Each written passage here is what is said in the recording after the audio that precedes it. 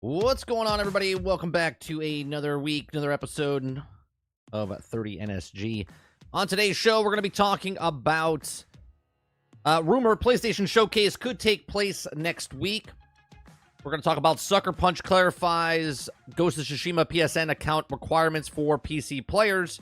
And we're going to talk about Microsoft closes Redfall developer Arcane Austin, Hi-Fi Rush developer Tango Gameworks, and more devastating cuts at Bethesda. And then we're going to also look at the iconic X-Men 97 Airbnb later in the show. What we do here on this show is that we cover news stories, literally like one that just broke. Microsoft, came out at 9:22 this morning, so about 30 minutes, 40 minutes since this one launched. We're going to talk about this on today's show. If you like what we do here, we do this Monday through Thursday from 10 o'clock in the morning to about noon Eastern. I just read news stories. We have conversations. I give you my opinions. If you like it, make sure you hit that like button, hit that subscribe button. And if you'd like to go above and beyond that, you become a member as little as $5. Let's see here. I think we'll start off with the Microsoft one since it broke literally 40 minutes ago. It came out. So, good morning. Good morning, Kylo. Good morning, Elle. Good morning, Wonder Rose. Good morning, Dave Rose. Dave Langer. Magic Dolphin. Who am I missing? Travis. Good morning. Robert Jones. Water Bear. Who am I missing? Anyone? Missing anybody else? I got everybody. Quest. Good morning.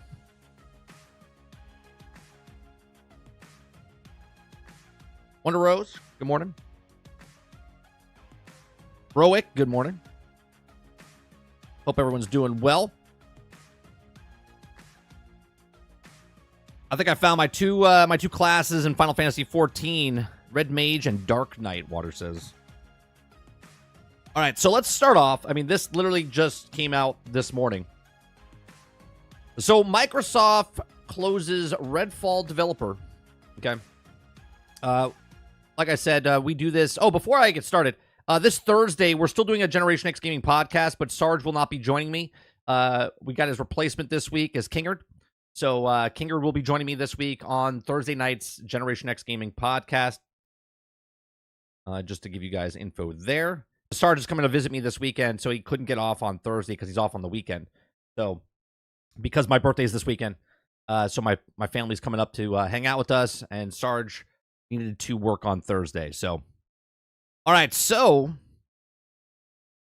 Microsoft closes Redfall developer Arcane Austin, Hi-Fi Rush developer Tango Gameworks, and more in devastating cuts at Bethesda. Now, just off the title, this doesn't sound good. This doesn't sound good. Now, I don't know, because, again, on this show, we read the article live.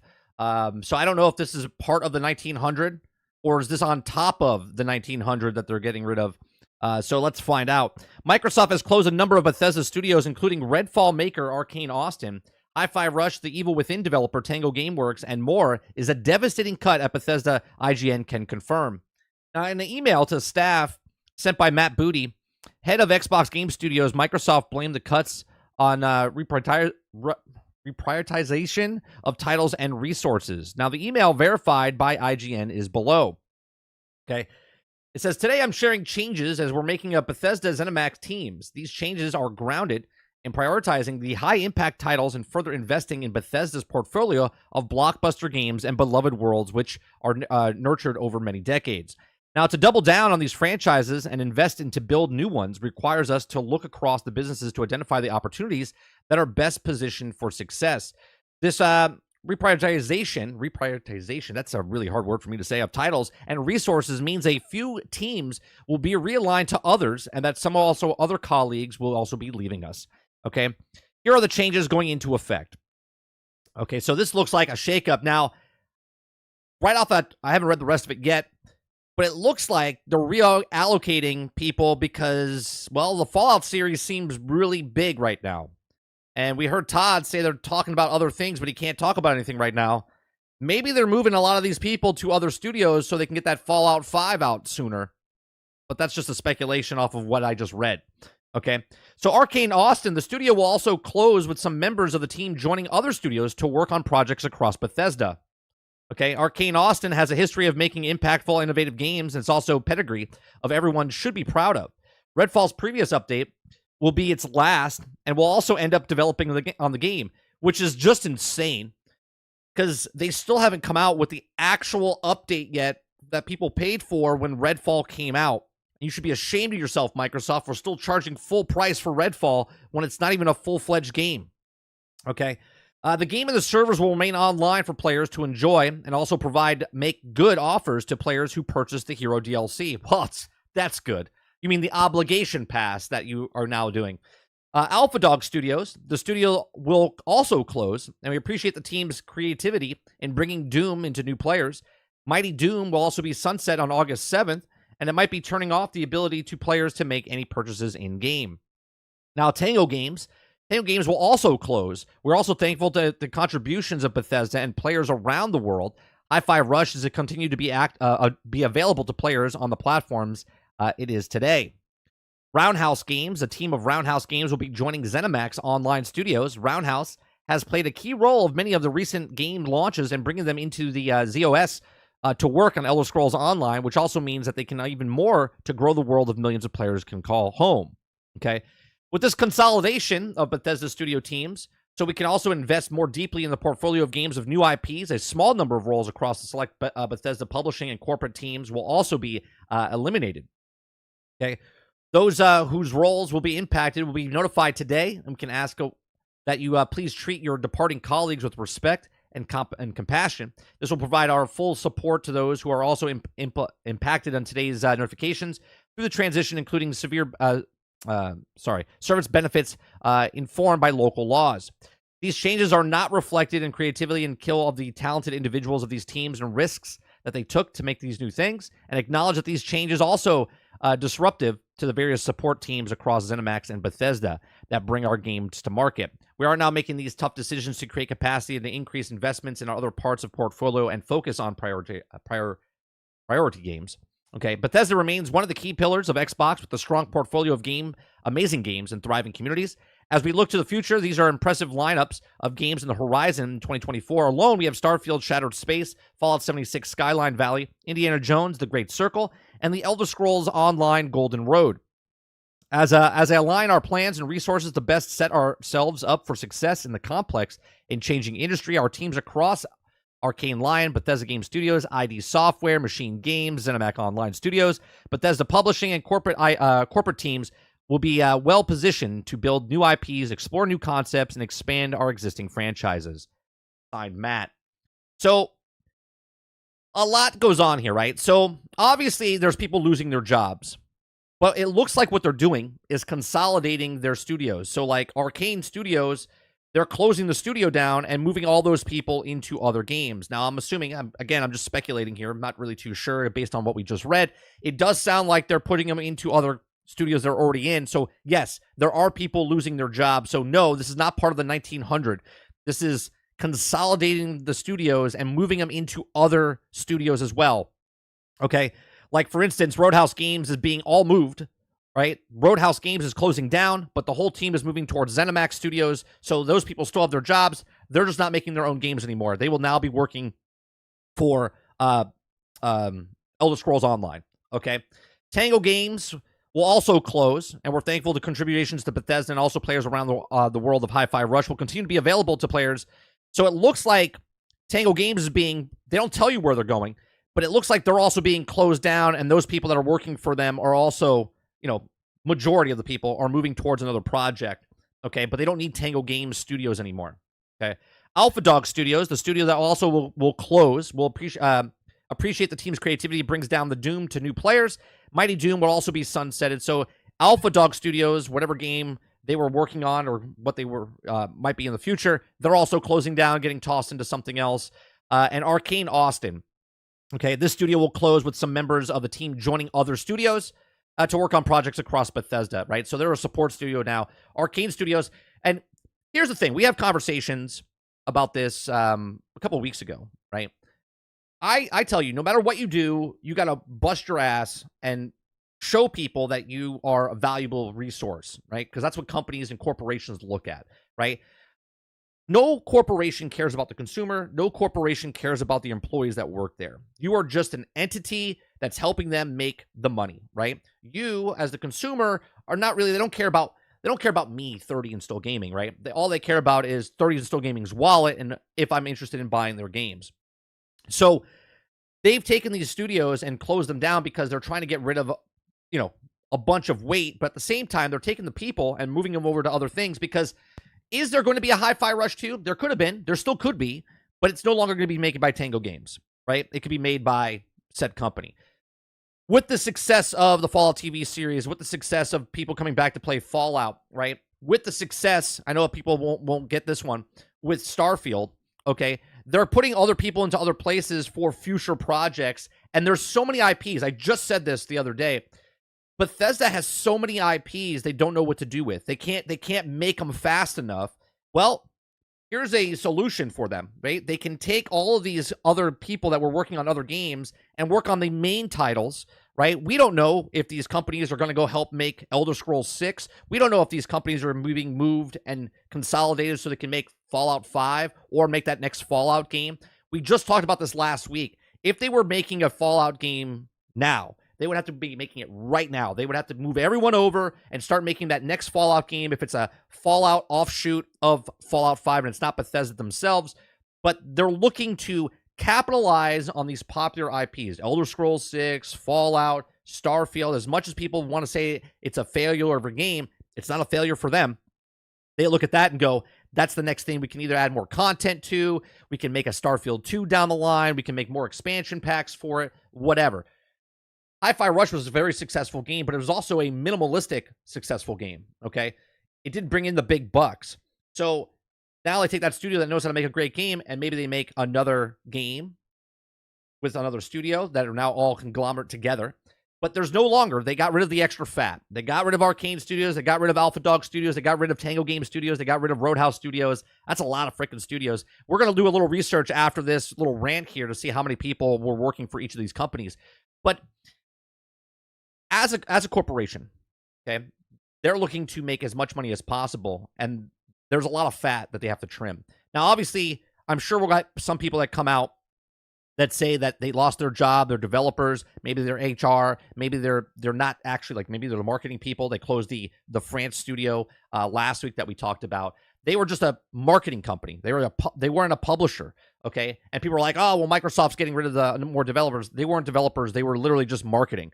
Not to say that's a good thing. I'm just saying that people think that every time a studio gets closed, it's all about developers, and it's not about the developers. It looks like here they're moving a lot of developers over to other places, and the redundancies, obviously, if you're let's say you were an environment artist, well, maybe your position doesn't need to be filled because they already have an environmental artist that maybe has more seniority or maybe has busted their ass more than that other person, and that person will get cut. And this is why I say no matter what you do, put 1,000% of yourself into that job, because when it push comes to shove, yeah, we're all friends at the company. We're all working together as a team.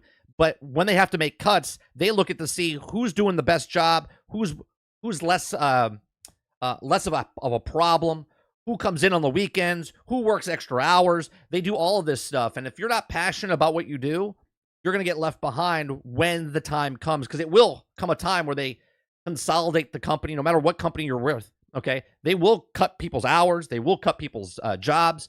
And if you're not the person that they think that you are, because you come in late, you don't work as hard, maybe you work hard, but you're not working as hard as the guy next to you or the girl next to you, you're going to get cut. These are my thoughts. Let me know yours in the comment section down below. What do you think is happening with these companies? Do you think they're making some of these companies of Tango and Arcane and moving them over to help make that next Fallout game to get it out the door faster? Do you think they're working on other DLCs for other games in the past? Let me know in the comment section down below. Please make sure you share, like, and subscribe. And if you like what I do here, please make sure you check out some of our other videos. Thanks for watching. All right, let me see what you guys are saying.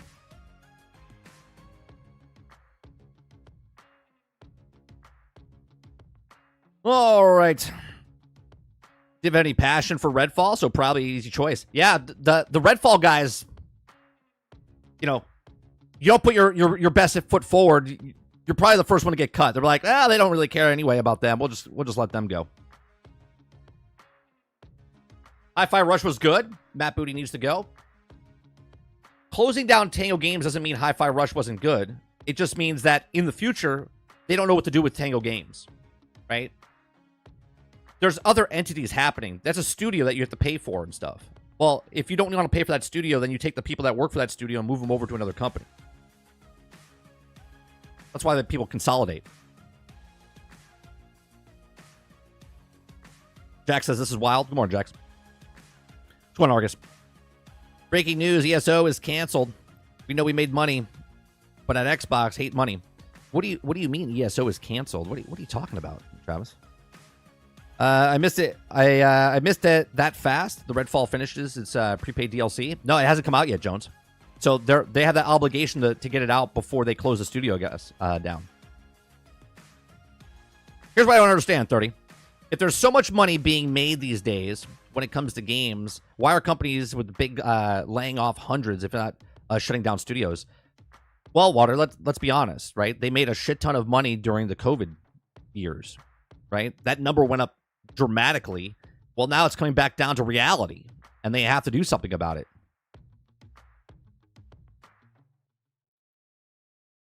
Cubsy says, they say those who paid for Redfall DLC will make good offers.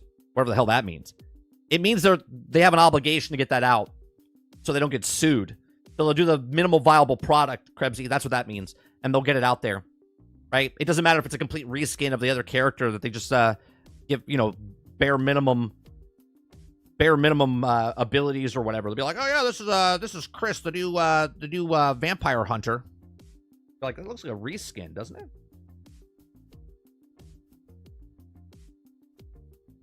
Why close Roadhouse Games and not just change its name?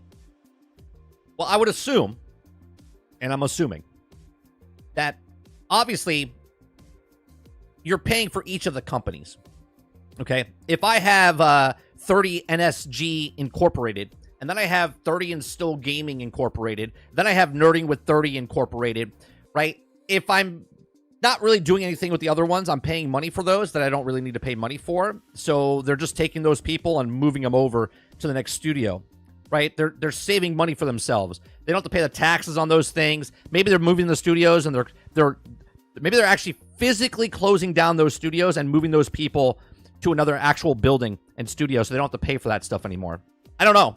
There's a lot of stuff that we don't know about within this, but I would assume that's why they're closing the studio and merging it with someone else, not just changing the name.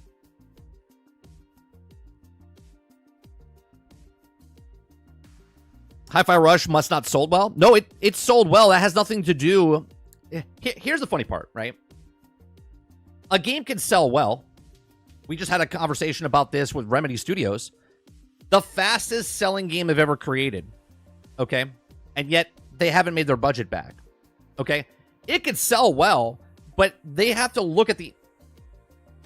It's not just as simple as looking at the game. Is it a good game? Great. Let's keep it going. As a corporation, they look at everything. They're like, okay, how long did it take to make this game? Their next game that's coming out, is it worth putting this out here? What are we looking for? There's a lot of things that go into why they should keep the studio or not keep the studio. I know it's harsh, but this is just what it is. Okay? So they probably looked at it and said, all right, well, what's next for Tango Games? Is it Hi-Fi Rush 2? Should we put money towards Hi-Fi Rush 2 and give them an additional 20%, 30% increase of budget so they can make the next game? And is it going to be worth it since we are putting it on Game Pass? Right? You got to remember, Game Pass is a huge part of this situation where they got to keep the cost down to put the games onto Game Pass so they can make their money back on Game Pass.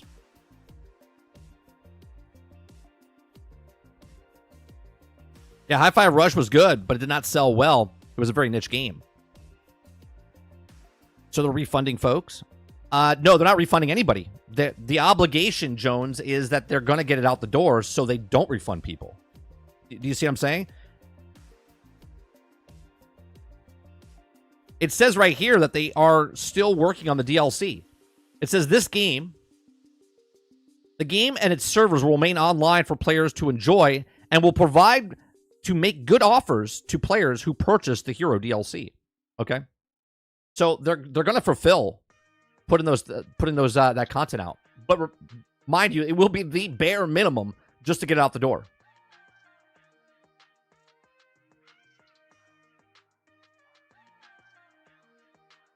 I wonder if the head of Tango Studios is done because he's been working on Capcom for a long time before he made that studio.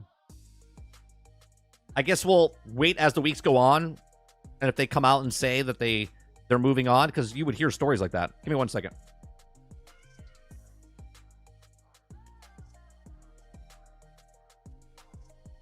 Oh, hold on 1 second. I think there's someone on my property. Hold on 1 second.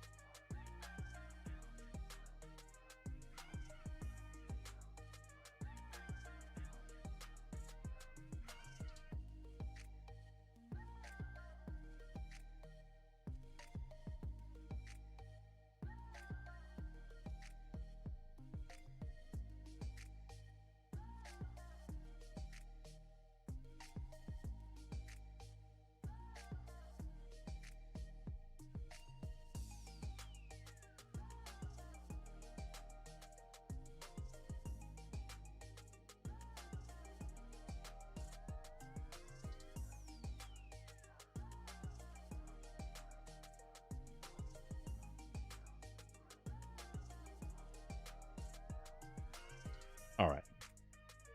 Sorry about that. Let's see. Where was I? There's no friends in companies or baseball. Now they cut to look more profitable and meet projections. Lowest performers. If you expect the company to care about you, then you'll always be disappointed. Hi-Fi Rush released on their on more platforms in March. Then 2 months later, Tango closed. I don't even think it's been 2 months, Krebsy. I don't even think it's been 2 months since it's been out for other ones. So not only did Tango Games, a game that many said was good, but it's a Japanese company, and the game Xbox doesn't have much of. Yeah, but they didn't fire the people. They just moved them over into the rest of the company. Come on, Roadkill.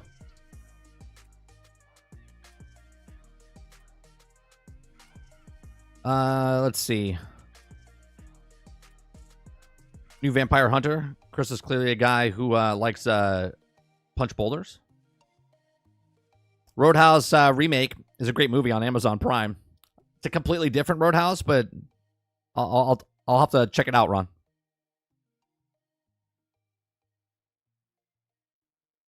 But hey, 343 is still open. I mean, Halo's profitable. I mean, I don't know what to tell you. If you didn't like it, Halo Infinite is still profitable. Think about that for a second. Because it came out in a broken, buggy, unfinished state. How many people bought the game compared to how many people played it on Game Pass? 2 different numbers. That's correct, Jax. A game being successful, though, doesn't mean it's profitable. Do you know what I mean? There's one number that we always forget about. We don't know the budget of most of these games. We saw a peak of it, okay?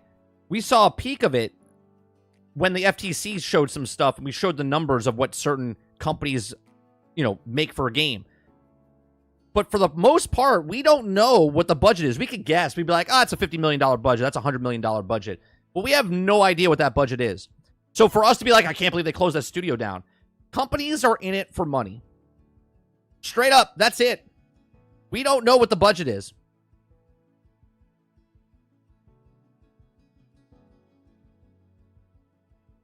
Cal's gone rogue. Like, he went rogue yesterday. Today it was just someone else on my property. Come on, Hilly. Let's see. Hopefully all the talented guys got jobs elsewhere, but it's just also a business as usual.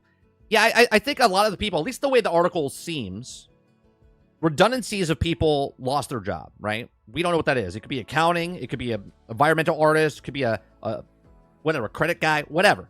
Okay? It seems like majority of the people that had jobs still have jobs. Okay? They just closed the studios down and moved them in to another division. I wonder if Microsoft might have a merge coming with Japanese publisher where Tango isn't as necessary now. Could be, Kenneth. Jones says, yeah, unless the company tells us, we never know if it's profitable. Right. And unless they tell us, sold 15 million copies, 20 million copies, the most successful game ever, and we still don't even know if it's profitable. They could say it's successful. Again, Remedy, fastest selling game that they've ever sold, but yet they haven't made their budget back. But their deal, it doesn't matter about what sells now. What does it sell in the past, right? Or I should say in the future.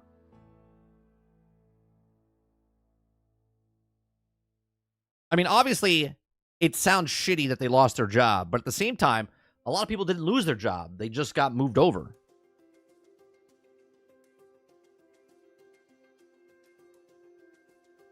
Here, let me look up Arcane Studios, Arcane Austin.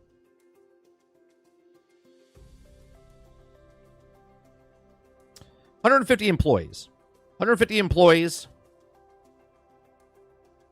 Now, it looks like that's as of 2020. That company's been around since, I mean, it's 24 years it's been around. Okay. So they got merged. Okay, so that's one. Alpha Dog Studios.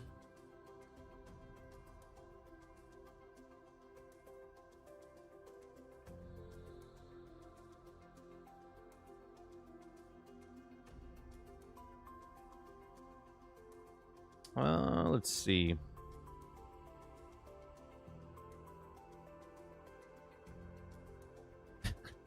Alpha Dog Games, which is Alpha Dog Studios, I would assume. Is it the same? Yeah, ZeniMax Media. There's 12 employees. 12 as of 2019. So they weren't a very big studio. Okay, so the studio was also closed. We appreciate the team's creativity bringing Doom to new players. There was 12 people. Okay. Then we have Tango Games.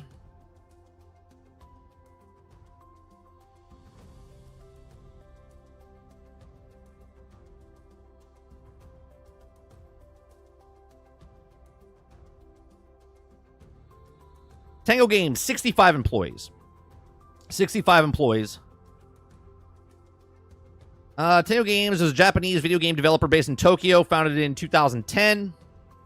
They have 65 employees, but that's also a number of employees that's last updated in 2012. So I don't know how many they have now or have. Yeah, 65 employees. I doubt they've grew much. They worked on The Evil Within in 2014. The Evil Within 2, 2017. Ghostwire Tokyo in 2022 and Hi-Fi Rush in 2023. So they've been consolidated and moved into something else because the 65 employees over the last 10 years have made a total of 4 games. 5 if you count the Hero Dice from Android iOS from ZeniMax Asia, which is the publisher. Okay, so since they've been with Bethesda since 2014, so in 10 years they've made The Evil Within 2, and Hi-Fi Rush and Ghostwire Tokyo. So that's what that company's gone. Roadhouse Games.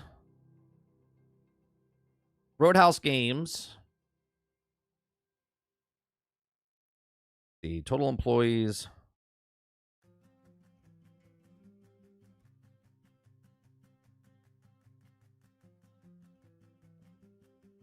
Okay, Roadhouse Games offers a range of development services to its clients. Total funding amount, 1,456 numbers of investors. What's the employee count, though?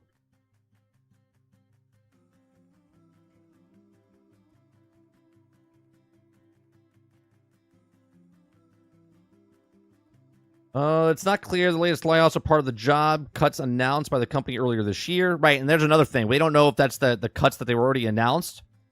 And that's a big thing in a news story, right?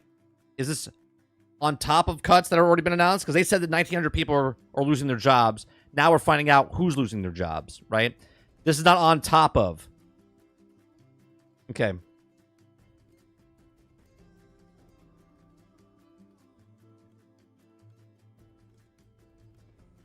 Okay, so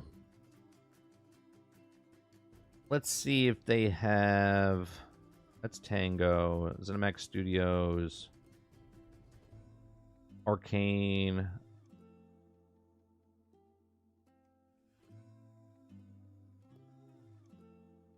Roundhouse Studios. Okay, so their employees, they don't have a number of employees that they talk about. So it's an undisclosed amount of people from their company. And they've worked on quite a bit. Right? Since 2000 they worked on Rune, Blair Witch Volume 2, Rune. They've been supporting Rune for a couple years. Dead Man's Hand, Prey, Brink, Fort Courage, Defiance. They worked on Defiance. Minimum, Lost Within, Dungeon Defender 2. They haven't really done, and Rune 2, right? So they've decided to take... They canceled Prey 2. And they're moving all those people to ZeniMax, right? So Roadhouse Games, all the stuff that they were working on or did work on, no one lost their job there. They literally just picked up that whole studio and merged them in with Elder Scrolls Online. Based off the article, it seems like Roadhouse and Arcane are merging. Sure, those companies are merging. The other ones are closing down, but they're moving the company, like the majority of the employees, to other divisions. They're not firing everybody from Tango Games. Right? Alpha Dog Studios is 12 people. 2 of those people was probably like the accountant and like the chief financial officer. You know what I mean? Go on, Mo.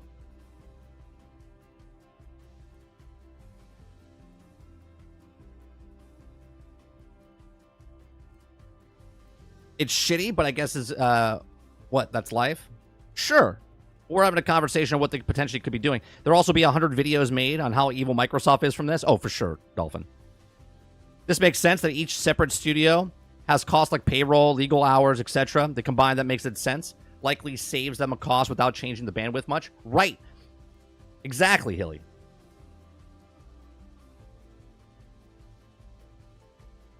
There are more cuts, or does this continue from 1900? We don't know the exact thing. I'm assuming that this is part of the 1900 Mo.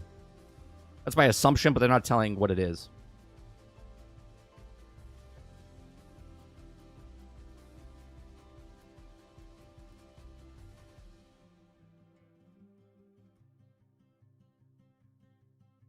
So, Arcane, 150. Alpha Dog Studios, 12. So, we're at 162.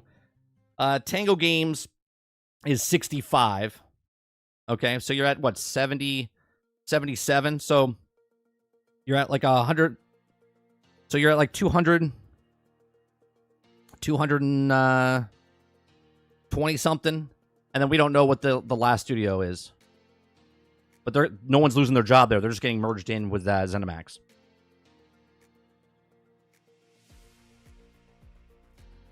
So again, I think a lot of this, like if we just read the title again, right? If we just look at the title, Microsoft closes Redfall developer Arcane Austin. Well, most of the employees are getting moved into another division. Hi-Fi Rush developer Tango Games. They're being moved in, most of the people. Now, there are people losing their jobs. They did say that. Okay. And more devastating cuts at Bethesda. They literally took one studio and moved them directly into another studio. In the article, it says that's happening within the 4 studios. For Arcane and Roadhouse, it says that they will be merging with Bethesda Studios. For Tango and Alpha Dog, it says they will be closing, and thanks. You understand, Krebsy, the studios are closing. But the people that work for the studio itself is the entity. If I close 30 and Still Gaming down, but I move over to 30 and Still Nerding with 30, the one company's closed, but I'm still the sole employee, and I moved over to another company. You do understand that they're moving people from Tango Games to other places. Not everyone from Tango Games is being fired. And on top of that, the people that are being fired, as of right now, until said otherwise, are part of the 1900 they've already told you that are losing their jobs.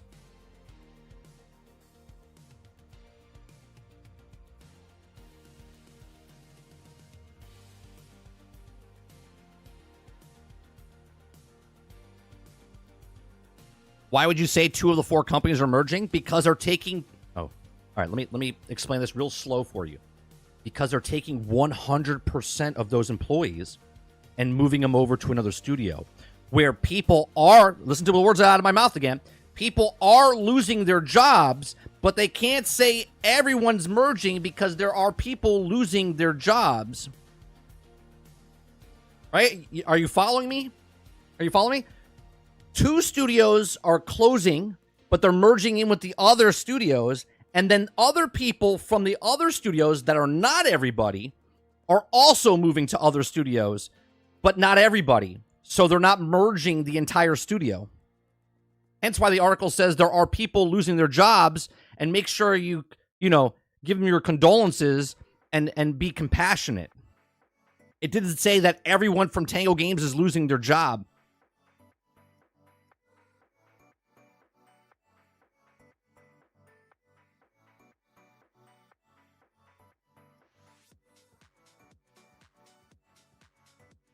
The whole studio is closing.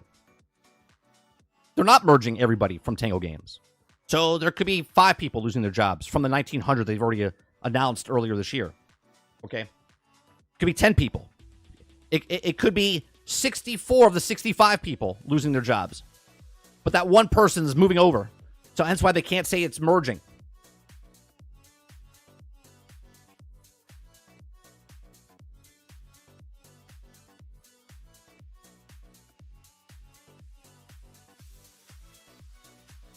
And again, this doesn't seem like it's on top of the 1,900. This seems part of the 1,900. Just like the story 2 weeks ago that we talked about, that it's part of the 1,900. But these articles make it seem like it's on top of the 1,900, but it's not on top of the 1,900. Otherwise, they would tell you. On top of the already 1,900 firings,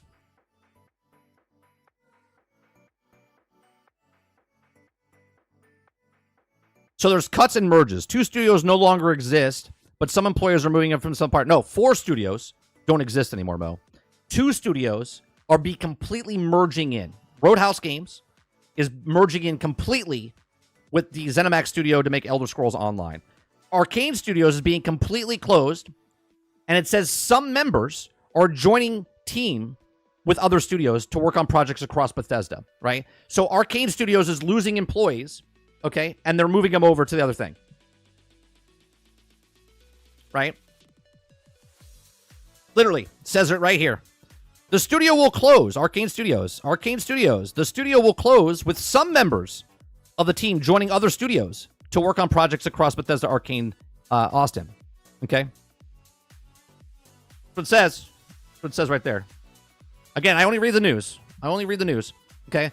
And what that applies is that not everyone's moving over, so the entire studio is not merging.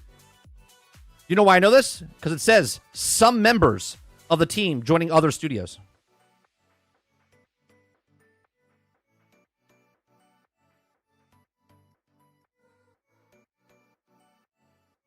Merging in business terms is just a nice way of saying huge job losses.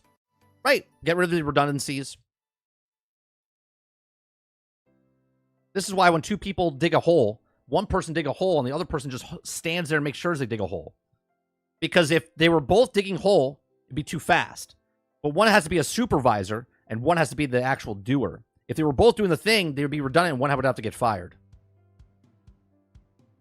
That's the bare basics of what's happening here, right? You have to make sure you're valuable in some way, shape, or form. If you're a redundancy, they would just get rid of you.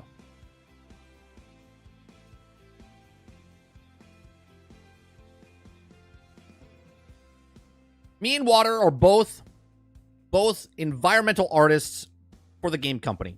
Water's been with the company for 20 years. I've been with the company for 5 years. Okay? Water has more experience than me. Water also makes a lot more money than me. Right? Water's looking on maybe getting his way out. He's been a little disgruntled. Hasn't gotten a raise in a couple of years. Okay? Water is now being gone, and the cheaper, still well person that knows what they're doing, but yet less money, still keeps his job, and now he's doing what Water's job was. Right? That's how corporations work. Tissue, in box, pull tissue, next tissue, still there. Still a tissue. Still a tissue.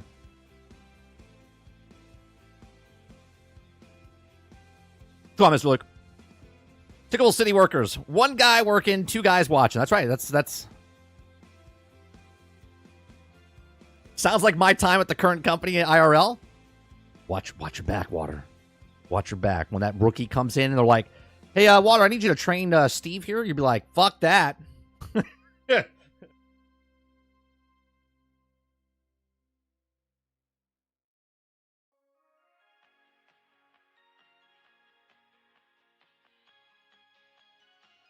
Sarge says that's a life lesson. Whatever job you are in, make yourself invaluable. Because if you don't, you're replaceable. That's exactly right.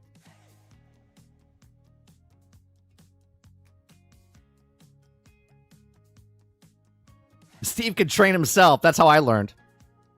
Yep. We're all buddies at the job. But when push comes to shove, Susie over there came in late on Saturday. Not me, sir.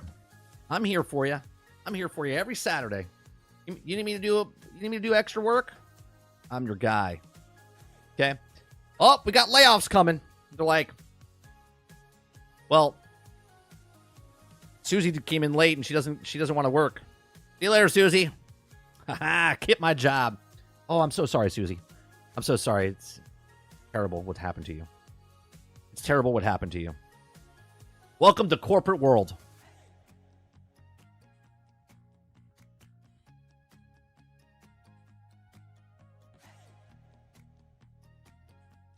Why are you my buddy? Did you help me find my wife? Are you in the godfather of my kid? This acquaintance, nothing more. Yeah, basically. My job would be doing me a favor if they fired me.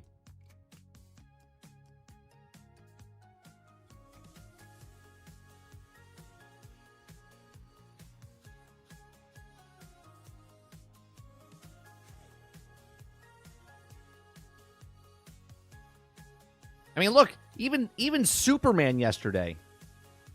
Even Superman yesterday, right? He was he's depressed. Here, if you guys missed it, if you guys missed it, wait, where did I put it? There it is. Look, I put Superman. He's on the set of Mr. Rogers. He's even depressed to go to work. Now look, putting his boots on. He's like, oh god, I gotta go to work. I had to reverse the image. Yeah, see? He doesn't even want his job anymore.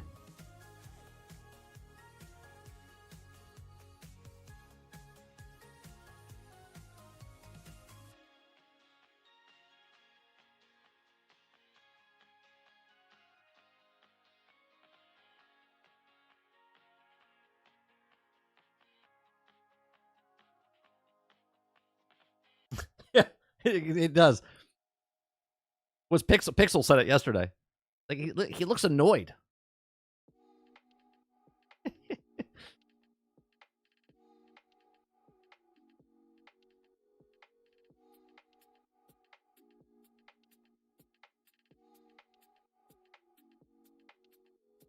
What paragraph, Krebsy? What paragraph you want to reference from the article?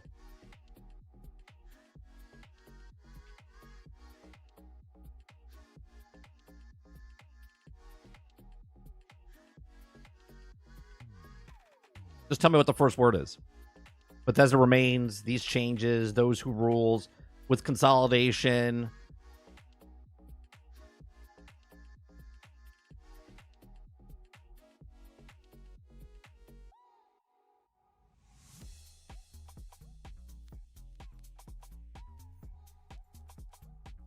I just don't get the people who act like Superman is this greatest hero and the dude is narcissistic posing as a hero. I mean, yeah, he's he could turn on you at any second, Travis, but as he's written, he's the person that's the savior of the planet, right? I mean, you would have to think that, yeah, you're a badass. You're like a super celebrity.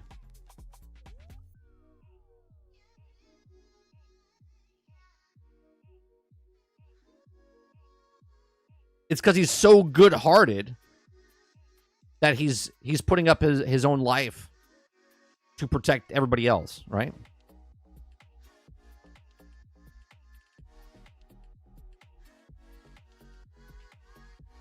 Do you smack an ice cream cone out of someone's hand when they're like, "Here you go, Travis.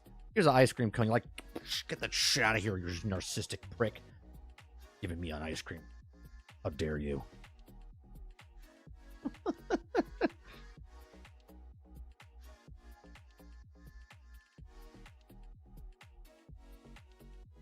Think you're better than me for giving me ice cream. Be like, bro, just, yeah.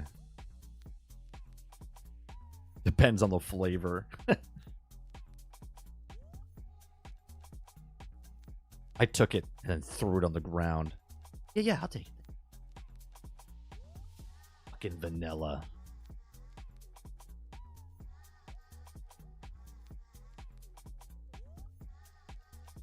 That's the difference, Travis. If someone gave me something I didn't want, I would grab it from them and say, "Oh, thank you so much." And then I would walk away and then politely throw it away instead of going, "Give me mint? I fucking hate mint." And be like, "Do they know you hate mint?"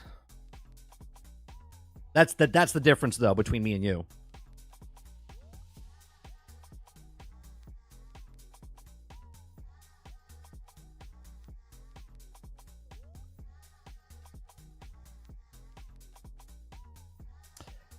Eclipse says, I mean, I get it. Why they did this. They want to go away from the whole Jesus imagery of the last one, make him look like as a regular person. Yeah, but that's not why I watch Superman. I don't want to relate to Superman. I don't think Superman needs to relate to me as a human being. I don't have to see myself be like, "Man, I hate life. It's miserable. I hate my job." Oh, Clark hates his job too? Oh, wait a minute. He's volunteering because he doesn't actually get paid to be Superman. I'm referencing the Windows Central article, not the IGN one. So, okay, Krebsy, you're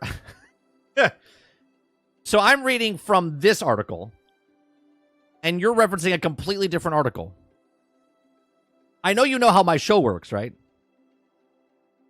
I give you my opinions based on the article we've read.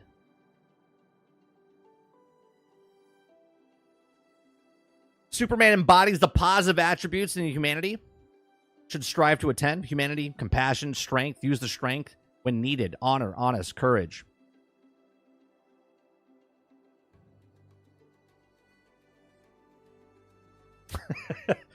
Robert Jones says, every day I think about muting Travis, but he is comedy goldmine. I love him.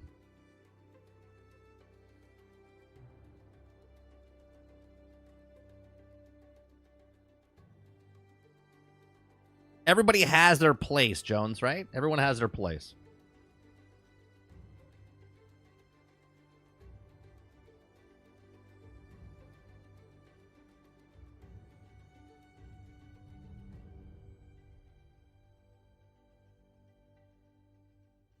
So you want me to look and read a different article?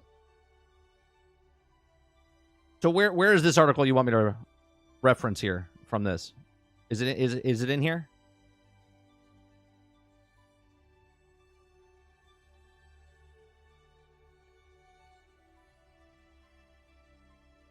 Dolphin says, we've all had friends like Travis. What do you mean had? What did you do to your friend, Dolphin?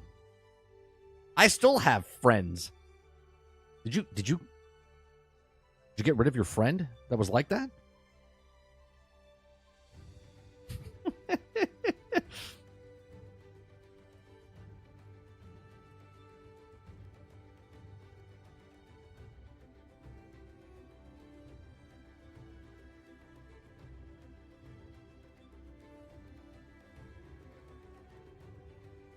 Muted them in real life? Oh, I don't know how to take that.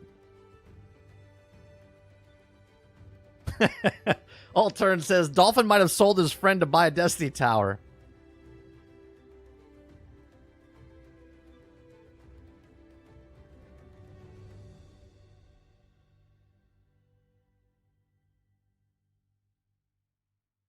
Travis says, I'm a great friend. Kind, caring, generous with my money. Just don't give Travis a free mint ice cream that you didn't know he didn't like.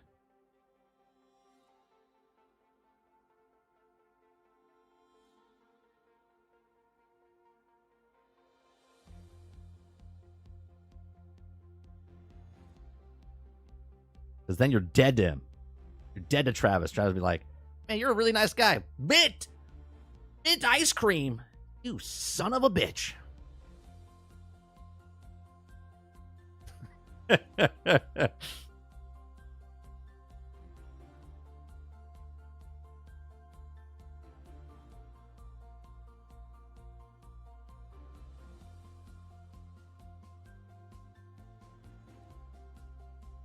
You're dead to me.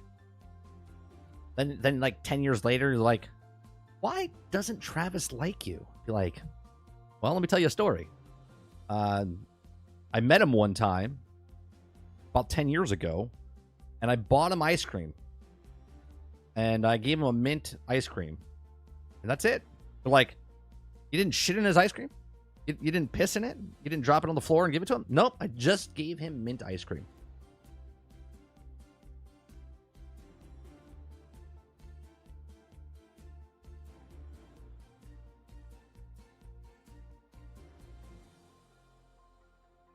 Hated me ever since.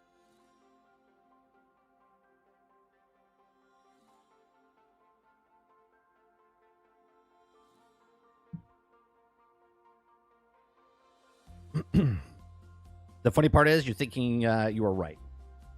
I mean, look, everyone has their place. Comedy, annoyance, whatever. Right? No one's not welcomed here. We can all monitor ourselves.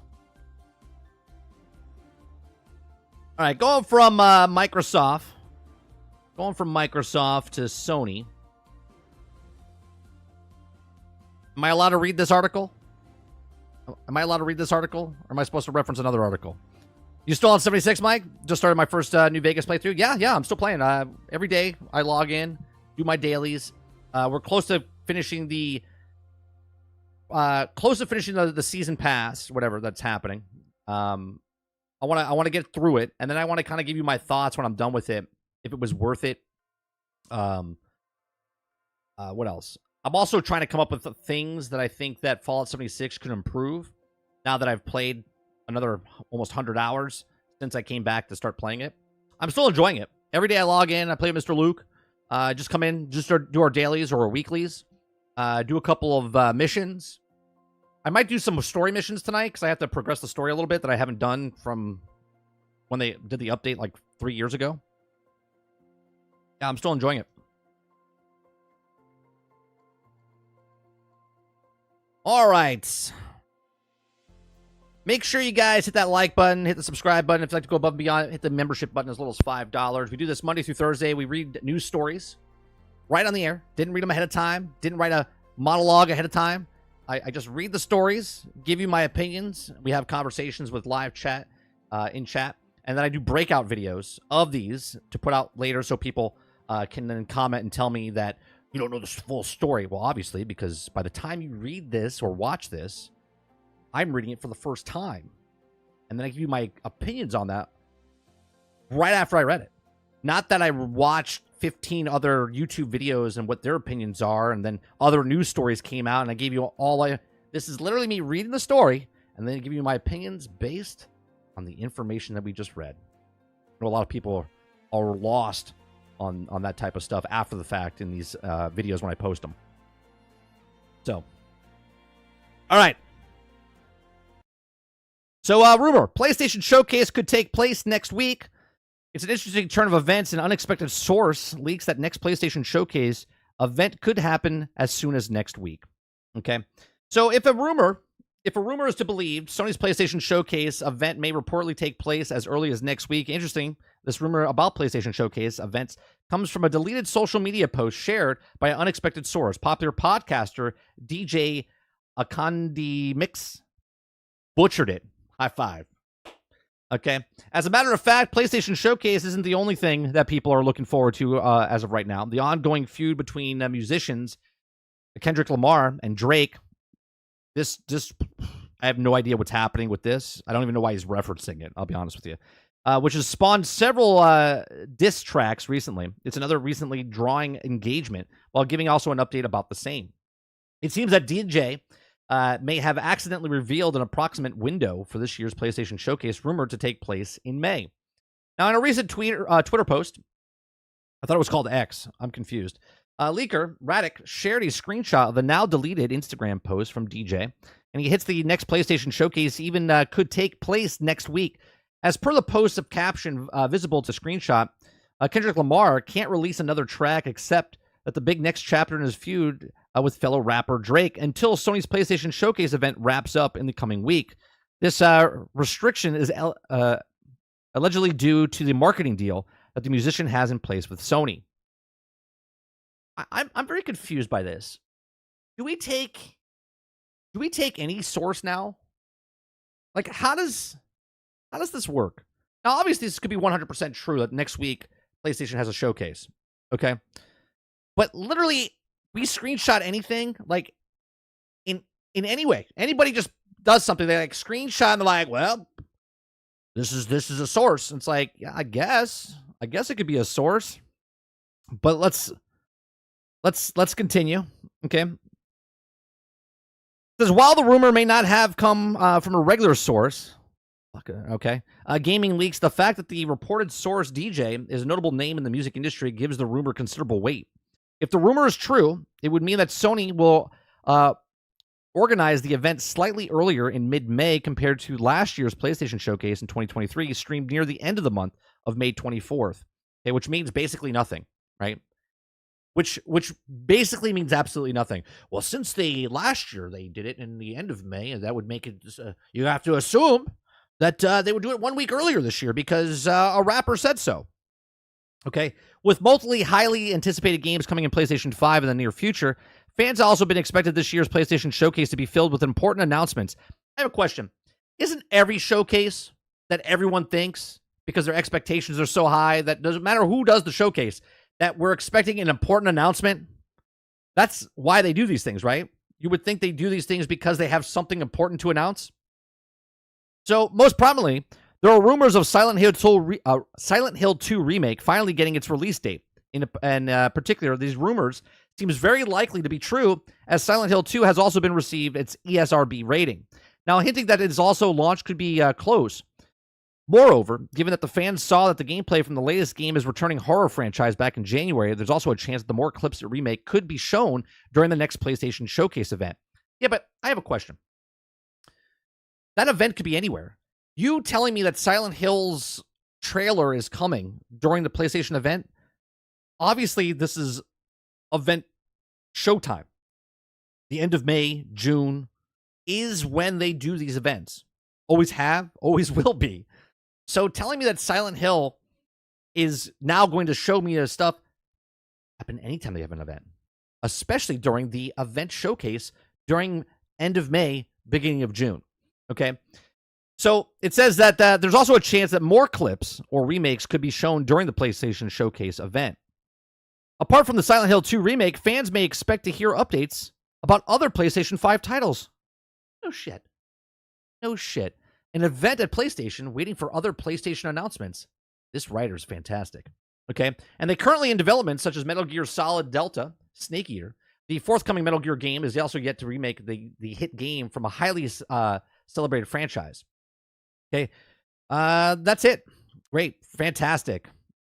What a great story. This is why I like reading stories like this live on the air, because we get to see the stupidity of some of these some of the people that write these articles. A big showcase coming up with Sony. People are speculating that there could be big news from other titles from PlayStation. Amazing. Imagine an event about PlayStation with PlayStation exclusives talking about at the PlayStation event. Thank you so much for this article. It's amazing. Yeah, the Sony showcase will have Sony games. We've all been, we learned something today. So I don't really have anything to say about this. This is literally, obviously it says rumor, right? It does say rumor. Okay. Why doesn't anybody run with my rumors? Right? I only have to get one right to be credible, right? I've been right about plenty of shit in the past. Okay, where's my moment? I really don't care. I honestly don't give a shit.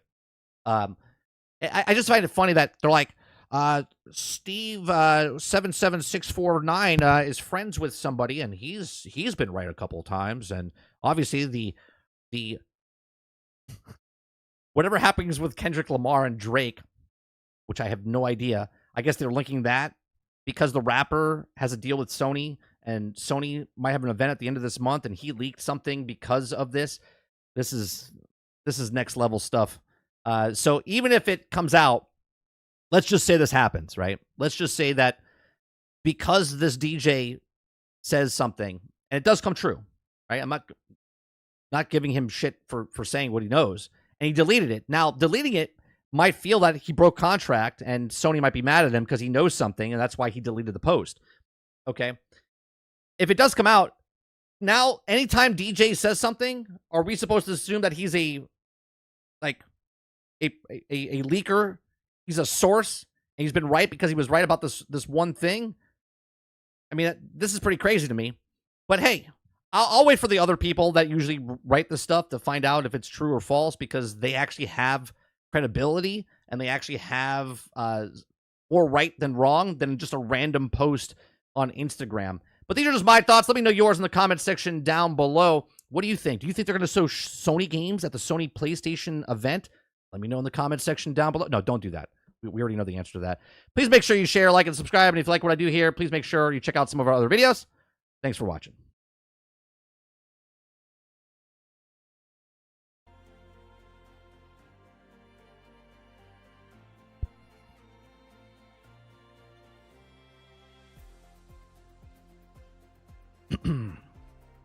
New games expected at the showcase. No shit, Sherlock. Yeah, I agree with you on this, Mo. And Silent Hill 2 remakes did not look good. No chance it has games.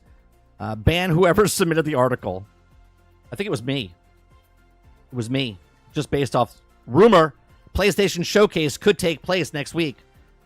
All right, I'll see myself out.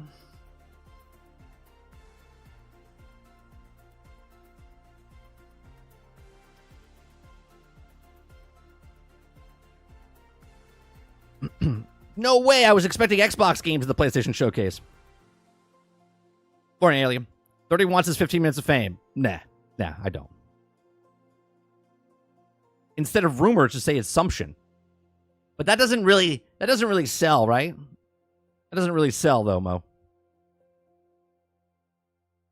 Mike, copy the article, change Sony to Microsoft, and change Silent Hill to Indiana Jones, and the article's done. That's true, Hilly. That is true. Rumor, Microsoft Showcase could take place next week, showing Indiana Jones and the Great Circle. Yeah. There it is.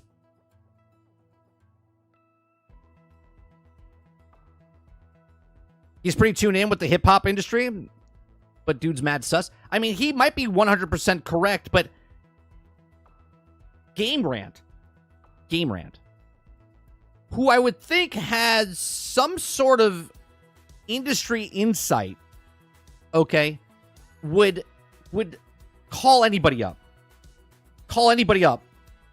One of their sources, okay, unless they don't have any sources, which Game Rant might not.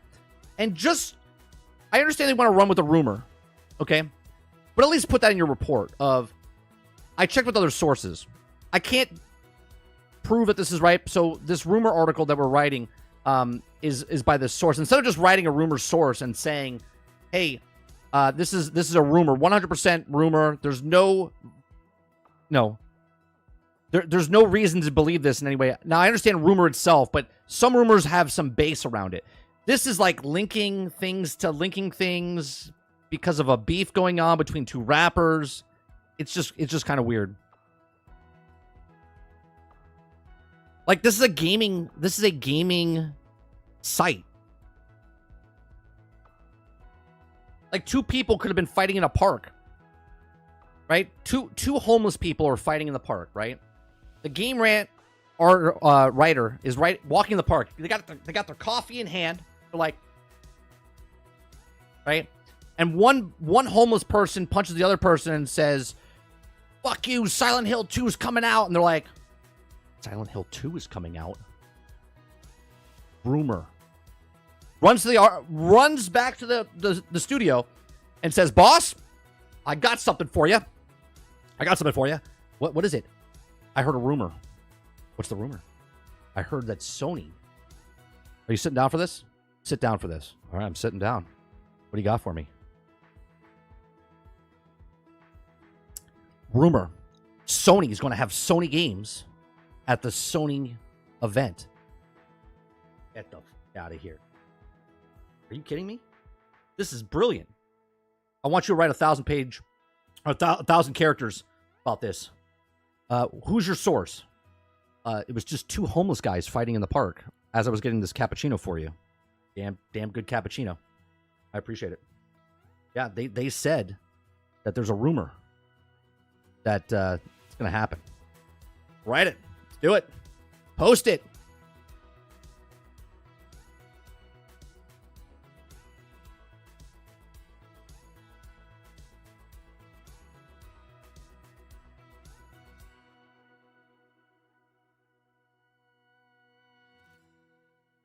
Brilliant.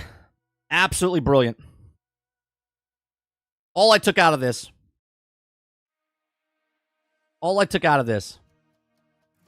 is that Sony will have first-party games at the Sony event.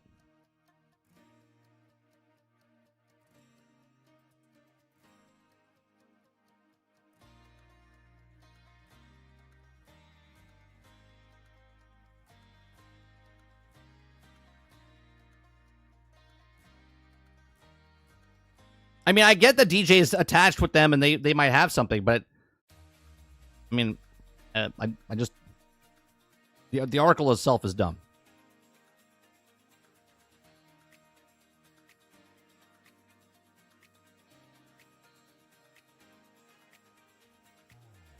We already knew Silent Hill was being worked on, right?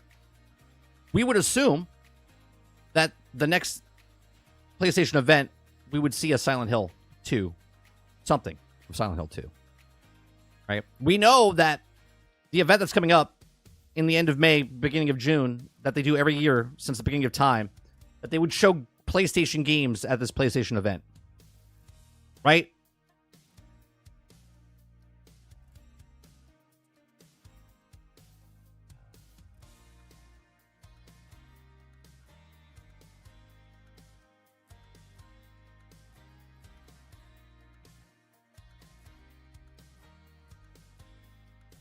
My best friend used to work for Interscope.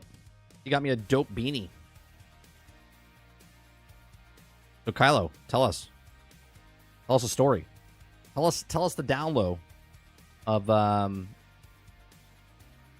some game that's coming out at the Sony event. Can you imagine writing that story, Kylo? Be like, source of Kylo Green has a friend of a friend that gave him a beanie from Interscope. He said that, she said that, he said. Can you imagine that article? I'm not making fun of you. I'm just using you as an example of be like, yeah, my brother's uncle's nephew's sister's cousin gave me a beanie at Interscope, and he said that was going to happen. That Sony was going to show Sony stuff at the Sony event coming during the event part of the year. See, I'm sorry I wasted your guys' time, so I'm trying to make it light of the article.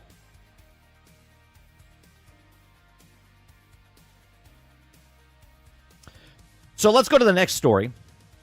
Okay, so because of Helldivers, there's a bunch of people melting down on the internet because they said that PC players were a bunch of whiny babies. Okay, and that they would never change this. Just sign up. Okay, and then those people were wrong because the PC gamers were right. And now those same people that said just sign up are now making things of, well, you have to get a sign in for Ghost of Tsushima, and those people are also wrong. So Sucker Punch comes out and says, for our next story, it says Sucker Punch clarifies Ghost of Tsushima PSN account requirements for PC players. Okay, because I want to make sure it's out in front of people so they know ahead of time, not 3 months afterwards, what's happening here, right? So we're going to cover this news story. If you like it, make sure you hit that like button, hit that subscribe button. If you'd like to go above and beyond that, become a member as little as $5. Okay, so Sucker Punch clarifies Ghost of Tsushima PSN account requirements for PC players. Following the recent Helldivers 2 controversy, Ghost of Tsushima PC port clarifies its stance on connecting to PlayStation Network account. Okay, in response to the recent negativity surrounding Helldivers 2, was there negativity? I didn't even think there was. Just a quiet weekend. And PlayStation Network requires account requirements. Sucker Punch issued a statement in an attempt to clarify its use in the upcoming PC version of Ghost of Tsushima, right? Because Sucker Punch is like, we need to get out ahead of this because we don't want this happening again when we make people sign up. So let's make sure we're clear about it before we release it. Okay. It says it's been a rough few days for Arrowhead and Game Studios. It says, who took to brunt of the controversy surrounding the recent announcement that would also require Helldivers 2 players to link their PlayStation Network account 3 months afterwards. They missed that in the article.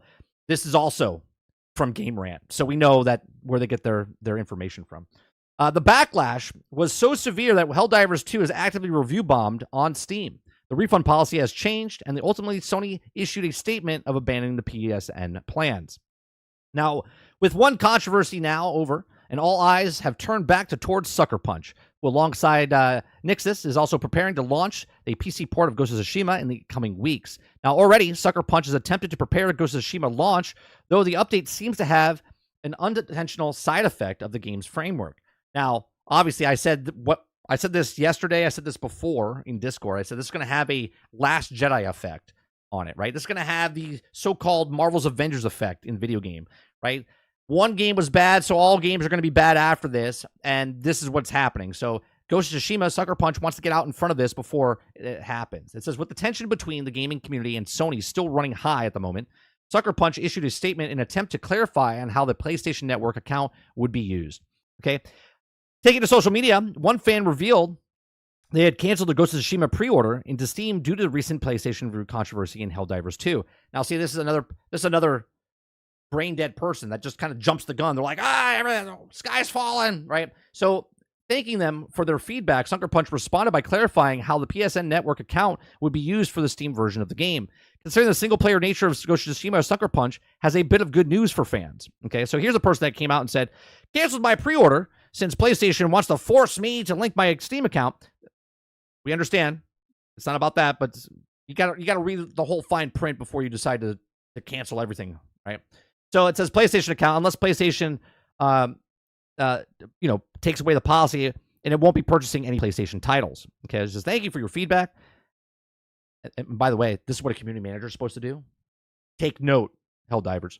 Okay, just so you're aware, a PlayStation account is required for Legends online multiplayer mode and to use PlayStation Overlay. It's not required to play the single-player game. Okay. So in this response, Sucker Punch confirmed that the PlayStation Network account is not required in order to play through the single-player campaign of Ghost of Tsushima. However, it will require you to utilize recently revealed PlayStation Overlay for Ghost of Tsushima, allowing fans to earn trophies to see their friends and account profiles as well. In addition to linking the PlayStation Network account is also required for those who want to jump online and play multiplayer co-op Legends mode. Now, I have a question. Is this crossplay? Right? Is this going to be crossplay between Ghost of Tsushima PC and Ghost of Tsushima PlayStation? Because if it's not, why do I have to sign up for multiplayer to play with other people online on the PC? I'm just asking. Just asking a question. Okay, I don't know if it's crossplay. Now, the confirmation should put fans at ease, and getting out ahead of the potential controversies tied with the PlayStation Network account was a smart move. However, the PC port of Ghost of Tsushima hasn't been controversy-free. Following the announcement, there has been a faction of PlayStation fans who have seamlessly become frustrated by Sony's decision to bring some of the biggest games to other platforms, such as Steam. I don't understand this. It's like 5 years after the fact, and yet these people are still upset that it's coming to PC. Amazing. While there's no doubt a large faction of players happy to experience the game on alternative platforms, it doesn't appear that Sony is going to stop releasing PC ports anytime soon as releases have become a big hit for its company. So there you go. So obviously, if you want to sign up for a PlayStation account, you're going to have to if you want to play the multiplayer aspect of it on your PC. Okay, and chat's notifying me right now. It is cross-play. So if you want to play with your friends on PlayStation Network, you're going to have to sign up for a PlayStation account on PC. Now, again, I don't think this is a big deal for signing up for stuff, okay? As long as it's ahead of time telling you, which they are, ahead of release, telling you, hey, and as long as they say it every time you log into the game until you sign up and says, hey, if you want to play multiplayer, you're going to have to sign up for an account. Let people know, not 3 months in after the fact. Right, so this is a smart move by Sucker Punch, and a lot of people that are waiting for Ghost of Tsushima are not going to be playing multiplayer anyway, right? They're going to be playing the single-player aspect of it. They probably don't care about the friends list because they already have a friends list, and it's on their Discord server, and those people on PC would just go in the Discord server and talk to their friends that are on the PlayStation Network, and they can go into their thing, and they'll talk to each other without linking their thing up. Right? Now, if they want to play specifically for PvP, then obviously you're going to have to sign up for the PlayStation Network. And again, I don't think there's a problem, especially since they're coming out way ahead of time, letting you guys know all about the fact, unless they remove it. Unless they remove it because it messes up the game in some way, shape, or form, and then they put it in afterwards, well, then it's just Helldivers 2.0. But these are just my thoughts. Let me know yours in the comment section down below. What do you think about this? So at the PlayStation Network account being signed up, are you okay with it? Are you okay signing up for things that you don't want to sign up for to play multiplayer or to put the UI system over there to get the trophies? Let me know in the comment section down below. Please make sure you share, like, and subscribe. And if you like what I do here, please make sure you check out some of our other videos. Thanks for watching.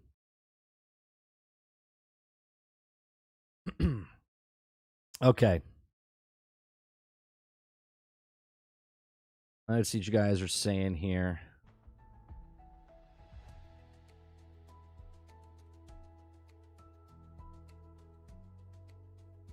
Joe Biden says Atari is getting a $20 billion investment to make a new console in Iran. Everyone should experience games. Is that a real? Is that real? Is that real?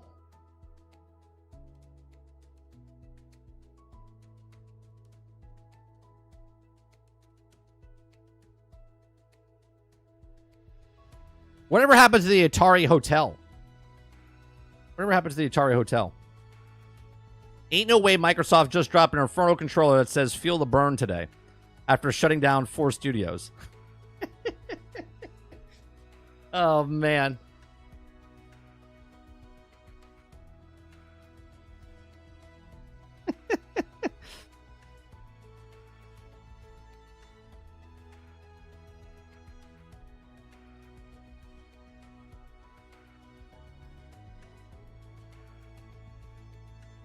I don't know if you know if you're joking or not. I don't know if you're joking or not with Joe Biden. I don't. I don't.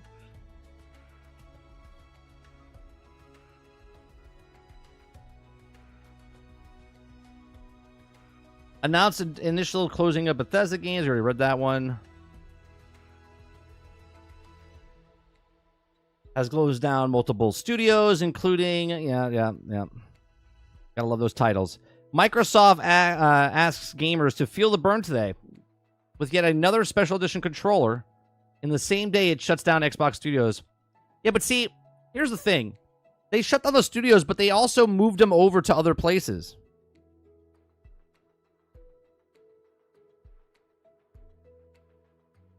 Papa says 30. At least Arcane got shut down. Not enough good games. Yeah, they shut down the studio, but majority of them got pushed over to another studio.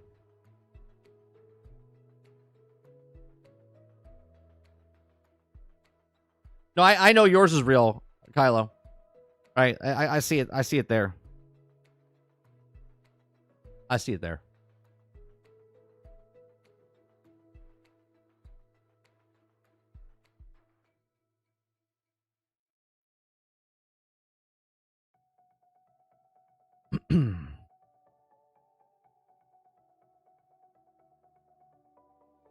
Arcade Studios, sign up here to receive details on how eligible players can receive this credit.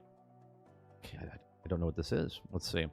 Today it was announced that Arcane Austin will close and development will not continue on Redfall. To everyone that has supported the work from Austin Studio over the years, thank you. Thank you for spending time with our worlds and making them your own.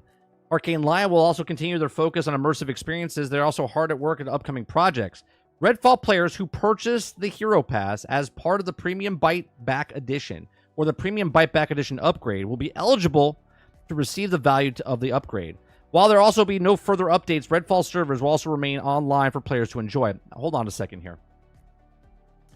To receive details on eligible players that can receive this credit. This is perfect. This is perfect. Do you understand why I say stop pre-ordering games and giving them money up front? Right? Just a year ago, people paid $125 to get the fucking Redfall edition of the Bite Back edition. And now the studio is closing. Okay? The studio is closing. And now they're over here going, to receive the details on eligible players can receive this credit. Redfall players who purchased the Hero Pass as part of the Premium Bite Back Edition or the Premium Bite Back upgrade will be eligible to receive a value of the upgrade.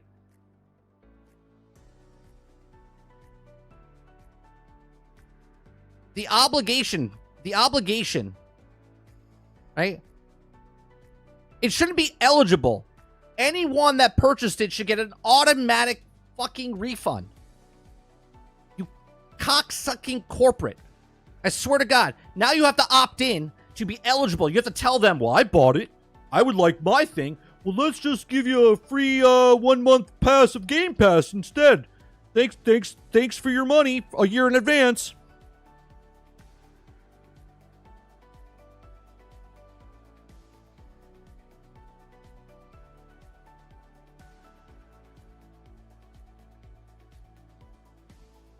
Swear to God, man. This is Exhibit A of why not to pre-order. Okay? Star Wars Outlaws, next up on deck. Okay? Pay that $130 for DLC Season Pass. And when it doesn't sell well and they abandon it, okay, I'm not saying they are, but there's a hell of a chance they could be. They're like, well, we're just going to close it down.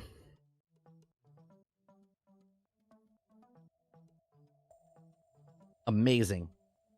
Freaking amazing.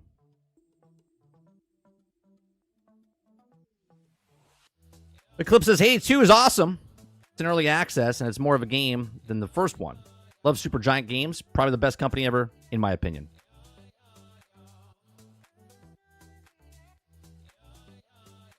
This is why Steam is the best place to buy games.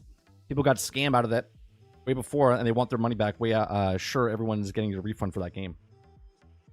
They're still charging $70. Someone said this just last week.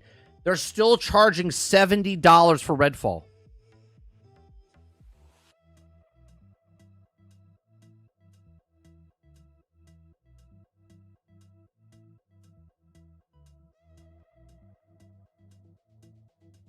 Important security message. Oh, really? Your computer has been locked up. Oh, no. Your IP address was used without your knowledge. Oh, no. What am I going to do? Contains identity theft virus. To unlock the computer, please call support immediately. I seriously went Please do not attempt to shut down to or Steam. restart your computer. Doing that may lead to data loss and identity theft. Oh, God. They're taking over my computer right now, guys. Illegal activity. Please call our support immediately. Important security message. Your computer has been locked up. Your IP address was used without your knowledge or consent to visit websites that contains identity theft virus. To unlock the computer, please call support immediately. Please do not attempt to shut down or restart your computer. Doing that may lead to data loss and identity theft. The computer lock is aimed to stop illegal activity. Please call our support immediately. Important security message. Your computer has been locked up. I honestly. IP address was used without your knowledge or consent. This is great. Look what's happening right now. Theft virus. Oh wait, you can't see. This is what's happening right now. Please do not attempt to shut down or restart your computer. Doing that may lead to data loss and I can't minimize. I can't minimize the fucking window. Stop illegal activity. Please call our support immediately. Important security message. Your computer has been locked up. Oh, fuck you. There we go. Jesus fucking Christ. Seriously. All I did was open up a new tab and type in Steam in the Google search, and that popped up. What was I doing? Oh, I know what I wanted to do.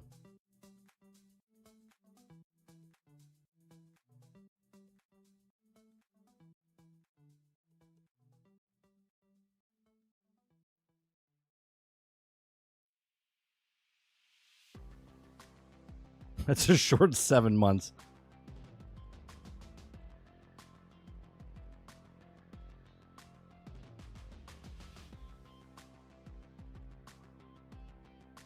I was just looking up, let's see, Redfall.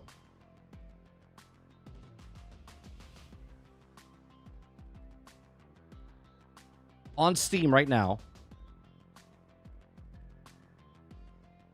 You can buy Redfall for $70, right?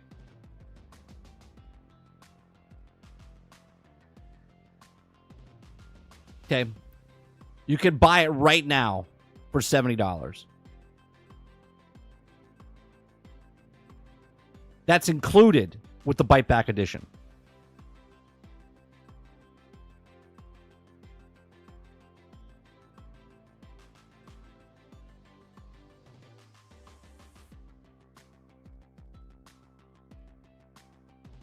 This shit should be taken off sale. It shouldn't be for sale.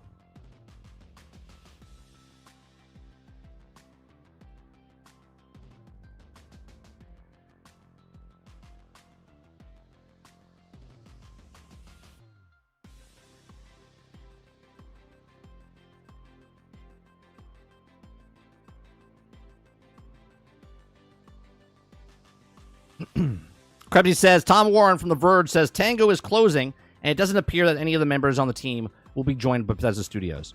Okay, so that means they're part of the 1900. Not on top of.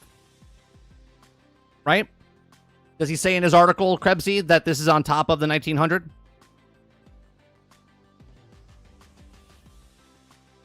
$102,000 people are playing Hades 2. I mean, it did bite back.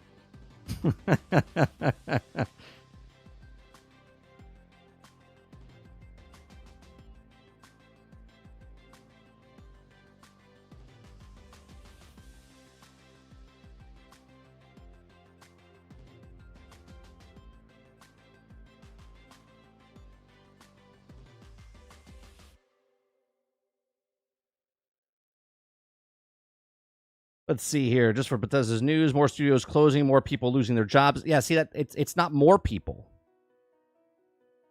No one can clarify.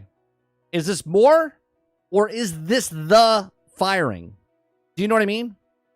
No one can answer this. But yet people are running with more people are losing their jobs.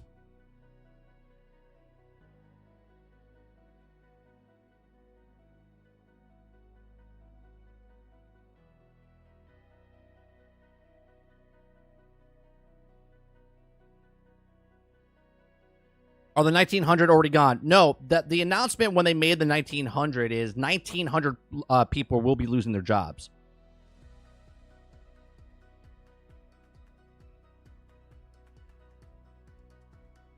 Hello says, damn, Drake's mansion got shot at. I guess today is one of those security guards might be injured. I have no idea what's going on with that. And at the same time, I don't care. I have no idea what's happening with this rapper battle that's going on.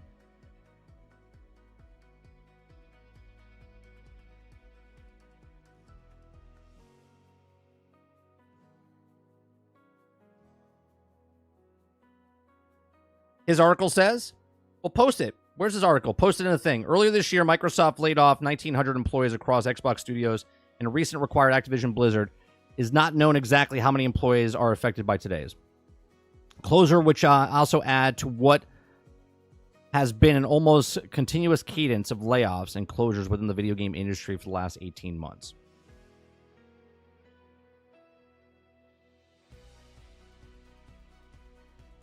Earlier this year, Microsoft laid off 1,900 employees across the Xbox Studios, and recent required of Activision Blizzard is not known exactly how many employees. Yeah, but that doesn't answer the question if it was on top of.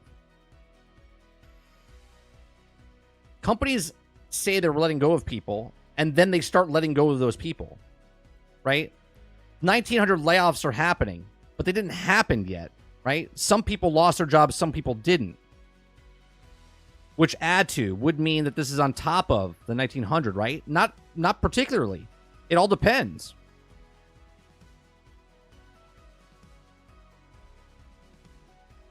Right?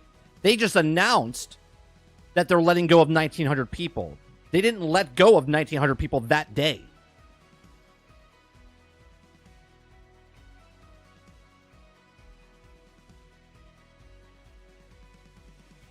Yeah, that doesn't mean they're adding to the 1,900. It could be, but there's no proof of it unless they say otherwise. Because in the article, it would say that the 1,900 people plus more, but they don't know because they can't report that because they don't have the, which is good reporting on Tom because he doesn't have proof if it's on top of.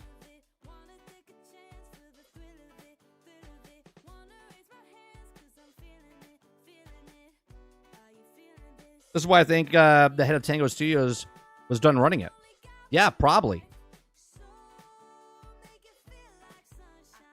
Because what we know is what we hear. And if the Tango Studio guy was leaving ahead of time, right? Robert Jones says, I think it's part of the safe assumption, but, you know, right.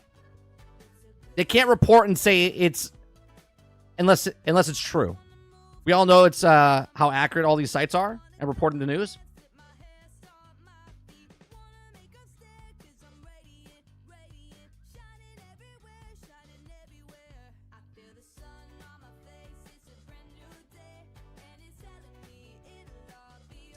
Well, let's look up let's see.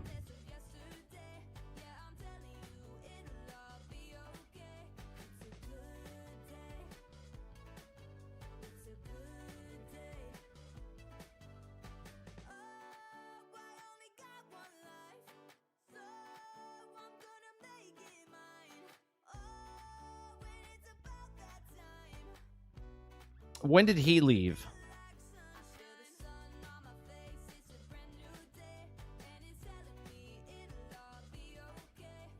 ZeniMax owner studio he founded in 2010. In February last year, he left. Founder of Tango Games, the game director of the Evil Within franchise, has announced he's leaving the company after 12 years. Bethesda confirmed the news in a tweet earlier this morning, which he left to go start his other studio. Right? So it'd make you wonder, at the time, he's leaving because he wanted to get away from whatever. Tom Warner's pretty accurate. Yes, but in his article, put the article. Let me read what the article says. Where's the article? Post the article in the Discord submitted stories.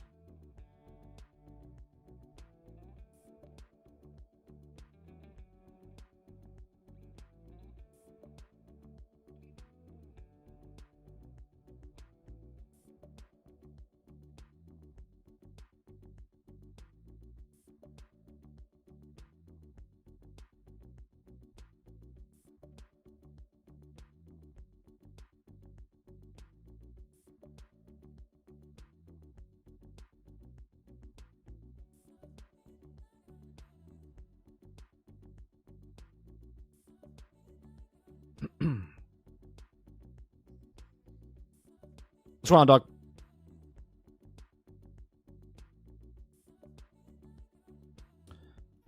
Let's see. An email staff sent this morning, which is the same thing that it was said by Matt Booty we read earlier. Okay, with also the members' team, the players who enjoy the product. Okay. Hi-Fi Rush developer Tango Games is closing and doesn't appear that any of the members of the team will join the Bethesda studios. Doesn't appear. Okay. Doesn't mean it's official yet. Doesn't appear. Will continue to be available to players on the platform with results today. Say Booty as Hi-Fi Rush only is just debuted on PlayStation 5 recently after receiving multiple accolades. Okay.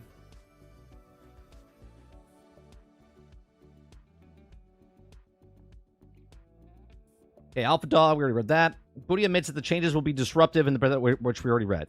Earlier this year, Microsoft laid off 1,900 employees across the Xbox game studios and recently acquired Activision Blizzard. It's not known exactly how many employees are affected by today's closure, which add to what has been almost continuous cadence of layoffs and closures within the video game industry the last 18. But here's the thing. With this wording, okay, it's not known exactly how many employees were affected by today's closure, which is also adds to what's been almost a continuous cadence of layoffs and closures. We do not know, okay? We do not know if this is on top of or within the 1900. When companies let go of people, okay, they are going to let go. It's not as quick as we're letting go of 1900 people and then boom, 1900 people are gone. They have to look at the redundancies. They talk about it in the boardrooms. We have to let go of 1900 people. Now we have to let go of these 1900 people. Which 1900 people are these?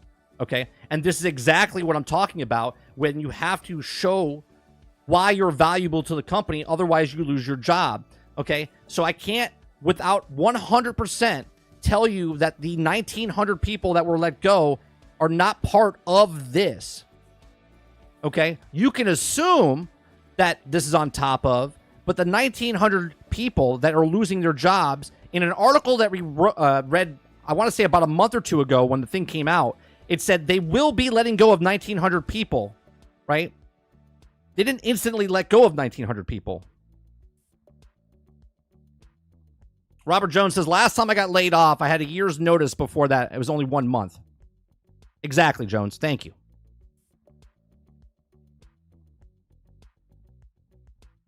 Right?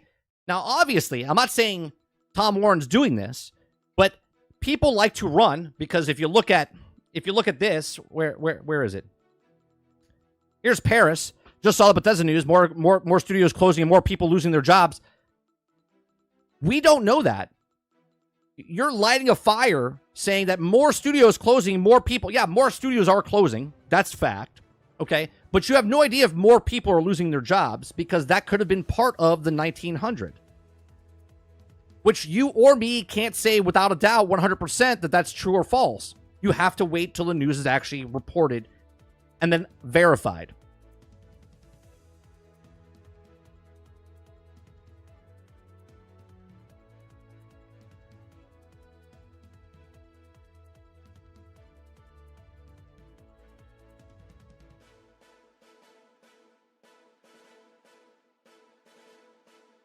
Let's see here.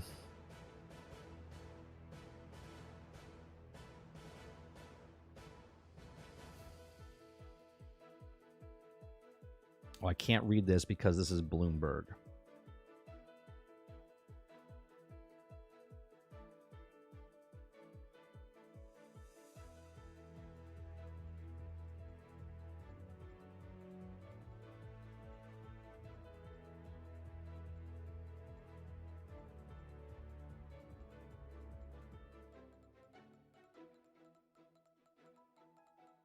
I'm trying to read one of the old articles and see.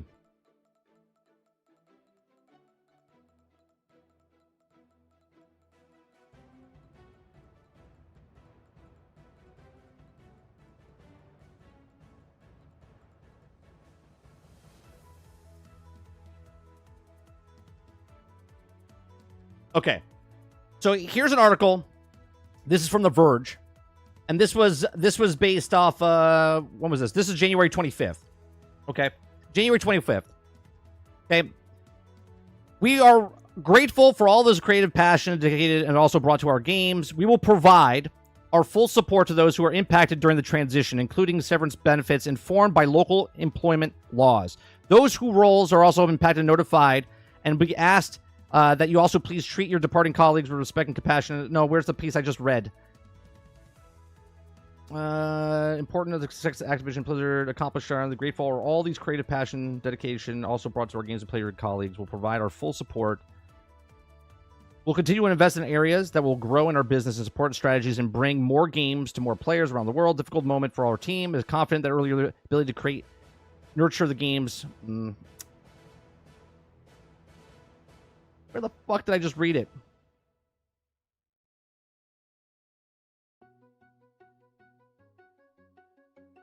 Part of the process, we made a painful decision to reduce the size of your gaming workforce, approximately 1,900 roles out of 22,000 people of our team. The gaming leadership team is also committed to navigating the process as thoughtfully as possible. Okay, the people who are directly impacted in a reduction also has an important part of the success of Activision, Blizzard, ZeniMax, and Xbox. Now, here's the big part. Okay, the gaming leadership team is also committed to navigating the process as thoroughly as possible. The people who are directly impacted by these reductions have all played an important part of the success of Activision, Blizzard, ZeniMax, and the Xbox teams.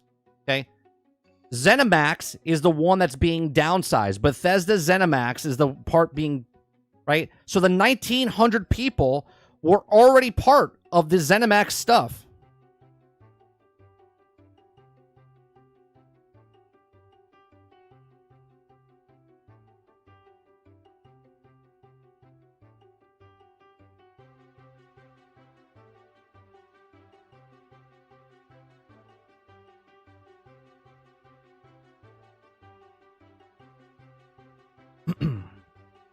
It's a layoff intervals, not all at the same time.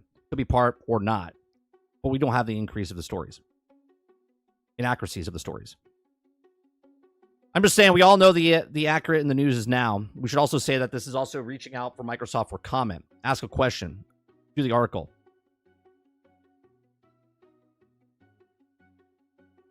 You got a month. Last time I got laid off, it was immediately. Sure, Ford. A lot of people get laid off, but this is why I'm saying we don't know if the 1,900 is instantaneous. Some people, yes, because let's say it's a person that is finishing up something, or there's a redundancy they don't know yet, and now they're looking and reviewing people's work ethic, and they're like, well, it's between me and Ford. Who's it going to be? Well, Ford's actually a really good worker and blah, blah, blah. All right, well, who would you let go, right? It takes time. They just don't walk in the office and go, you.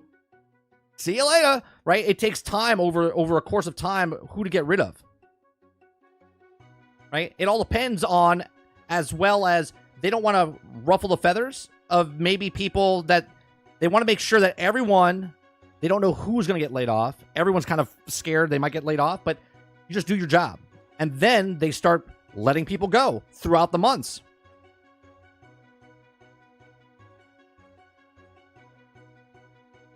Marvel Rivals said that they were also sending out codes until 9 today or tonight. I'll check it out later.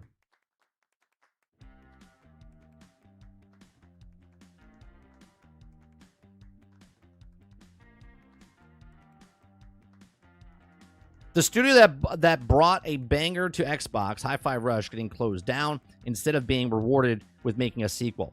Sad times. It might have not sold well, Altern.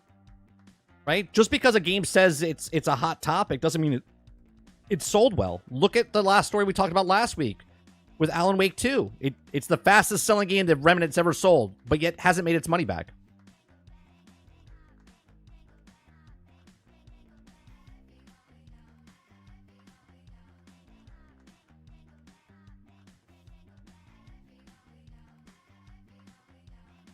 If this wasn't part of the 1900, aka new round, would Microsoft need to make a public, which leads me to think it's 1900. Some people in the key positions, they want then gone immediately. They get fuck up company stuff. Sure. Well, I heard stories that Blizzard just laid off people at random. So maybe they did that. Just randomly firing people. Sure. But you and me assuming stuff and then actually just reading what the news story is.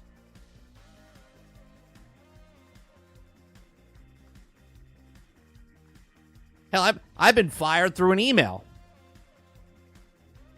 Back when there was no such thing as smartphones. I mean, you couldn't check your email until you got to a place to actually check your email.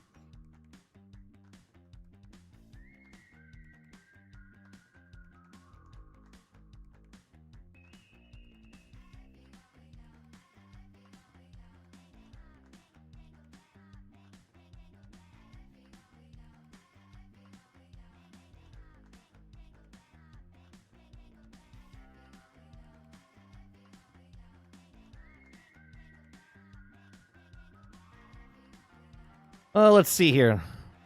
Reductions also have played an important part of this exercise. Blizzard and Xbox wrote just come over this after the cloud equation. The company plans to invest in the areas that will also grow our business support and strategies and bring more games to more players around the world. Right. So here's another thing. Right. Spencer said this. This is back in January as well. Spencer said that the company plans to invest in the areas that will grow our business and support our strategies to bring more games to more players around the world. So what corporate jargon that means is that they're investing in the companies that are making the money and getting rid of the companies that are not making the money. So Hi-Fi Rush Tango Games was a good game. Okay, it didn't make them money, but they like they're going to take some of the developers there, I would assume, not the majority, but they would take some of the people from there and move them into other companies. Okay, not the whole studio. They're not merging Tango Games into it. They're closing down Tango Games. Okay.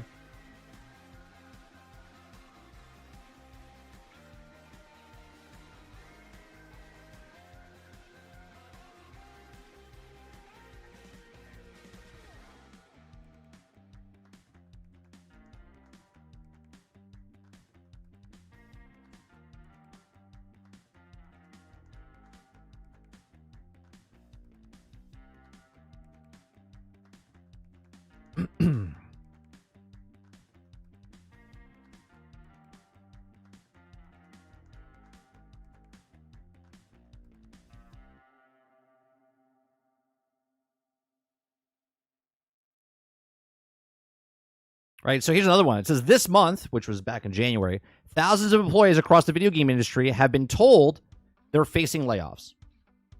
Right? As the pandemic boom is done.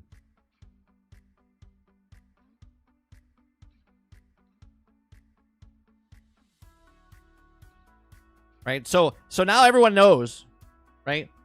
That does two things. That tells the people that are at the company, well, you better show that you're worth it. Otherwise, you might lose your job.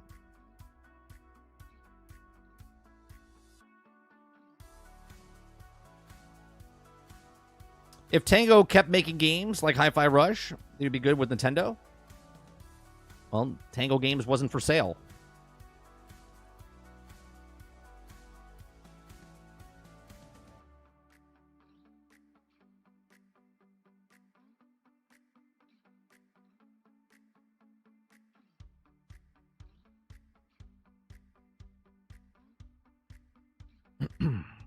So many games last year were hyped in order to take down Hogwarts, but people were cheering up for Activision deal, and they forgot that Xbox had to recoup their money somehow, and everyone is getting laid off, and the studio closed down.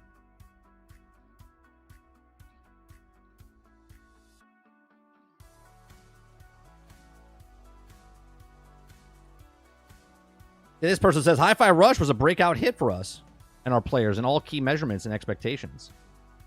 We couldn't be happier with that. But the Tango Gameworks had delivered with surprise release. But at the same time, apparently it wasn't good enough, right? Wasn't good enough.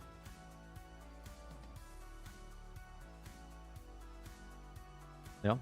Shit. Welcome to corporate.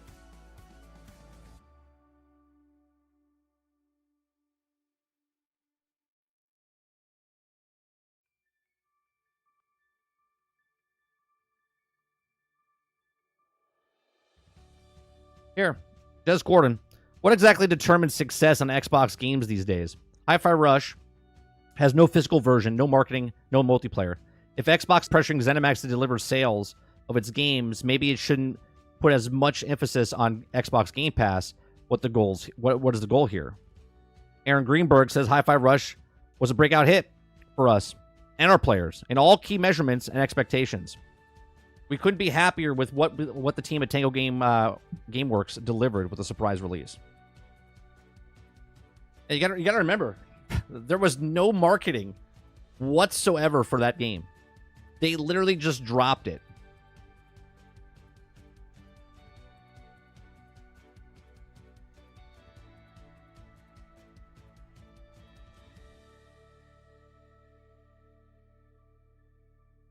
Why is this post not available? What happened to the post? Did he pull something? Did Jez Gordon post something and then pull it? Does anybody know about this? If you read the comments he makes, he doesn't mention sales. He just says it didn't make money. Making money is not only tied to sales in this case. I'm sure that it also would have been targets for engagement and players acquisition. I'm sure sales targets would have accounted for Game Pass. Microsoft is a publicly traded company and needs to be more transparent about these things. from what I've heard, even internally, people aren't clear on what defines success anymore. Well, I agree 100% with that. Hence why anything that's sold digitally, games, microtransactions, all that stuff is lumped into one sum. Okay? Because the stockholders don't give a shit if this one section's not making money. What they'll hide. Let me give you an example about this. Okay? In the film industry, okay? I know it's a weird analogy I'm going to give you. But if I needed to spend, and it's a very small amount of money, but if I needed to spend $2,000 on clothespins, the producer would look at it and go, why am I giving you $2,000 for clothespins? I'm investing in this movie because I want to make money out of it. What is this $2,000 going towards? You're like, clothespins. And they're like, I'm not giving you $2,000 for clothespins. So instead of saying clothespins, we now call them C-47s. Okay? So now when I say I need $2,000 for C-47s, that investor that's giving me the money is like, that sounds important. And then they give me $2,000 for C-47s, and that I'm never making money back on the C-47s, right? Those are only things I need to hang gels on lights and whatnot, okay? And that's it. They're never going to make their money back on that until the very end when they sell that movie or sell a TV show, and that's when they're going to get a return on their investment. So as a person that's a publicly traded company, most people don't give a shit if this one specific thing is making money for them. They want to know what the bigger picture is. And that bigger picture, if I take this one thing, the C-47s in this occasion, and lump it into the other thing, you're like, oh, well, production of the film cost this much. You're like, okay, cool, right? And then you know your return on investment. So digital stuff, if a game comes out, and I've said this 1,000 times, 10 movies are made, 3 movies make money, 7 lose money, 1 movie makes a shit ton of money to cover the cost of everything else. Video games, what Xbox is doing, they can make 20 games, maybe 6 of them make money back, 2 of them make a shit ton of money, and the rest of them kind of lose money or whatnot, and then they reassess, right?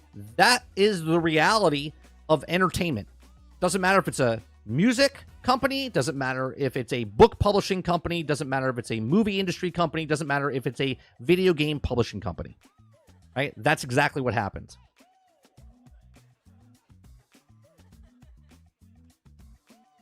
This is a tweet and a report. If it bothers you when I post a random thought, don't follow. I don't give a fuck. See, now I'm okay with him saying that because he's his own entity. But if Jez Gordon was working for a company, that wouldn't be called for. You know what I mean? I know it's a double standard, but that's just the way it is.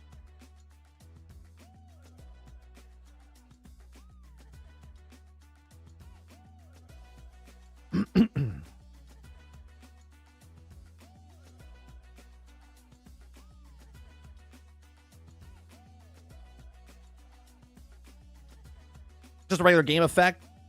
That's good, but didn't recoup the money. The article in GXG section, Arcane boss throwing shade at Microsoft for the closure. Okay, I'll read that in a second. Yep, it's not successful unless it makes all the money. Right. Right, Eclipse. This is why I say make a game, sell a game. That make a game section of it is the put your blood, sweat, and tears, make the best goddamn thing that you think you could make. Doesn't matter what it is, right? Take the game out. Make a book, make a movie, make a game, make a house, make it whatever. You put your blood, sweat, and tears into that thing, and if it's good, it will make its money back. If it's not good, the public, right, the market will decide if it's good or not. You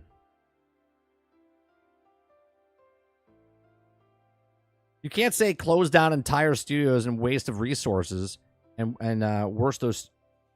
worse, those studios, they make good games, to call them a wasted resource. But it is a wasted resource. Right? Do you understand, Altern, how the companies work, though? If I hire one company and they have a budget, they both have a budget of, let's say, $50 million. One is working on an RTS game, blah, blah, blah, and the other one's working on an open world game. They both have the exact same budget. Okay? They both have the same budget. They're both working their asses off. Right? They both make a product, right? Let's say they both make a game, sell a game. One game that's $50 million, goes on to sell 7 million copies. And the other game goes on to sell 1 million copies. Okay? That's life. One is popular, one isn't.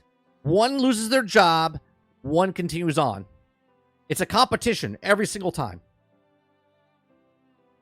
Right? Because corporate doesn't care about the people that have families, car payments, house payments. They don't care.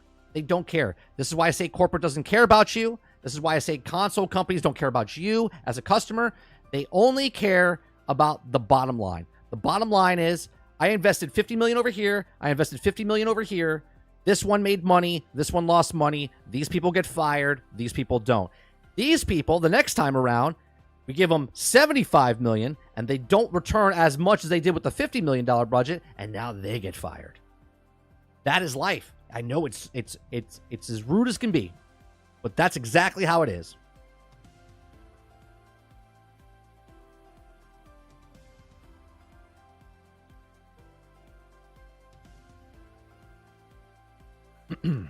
Akuta Papa says, if you have a product that's not bringing in ROI, then you close down the product. In that case, close the studios and move people to other projects. Fired some people as well. That's exactly right. That's corporate.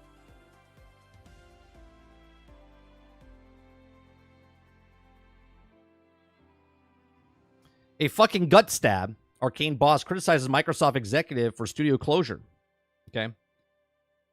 Does you say we make you proud when you make a good game, make us proud when times are tough? That doesn't work that way. That doesn't work that way.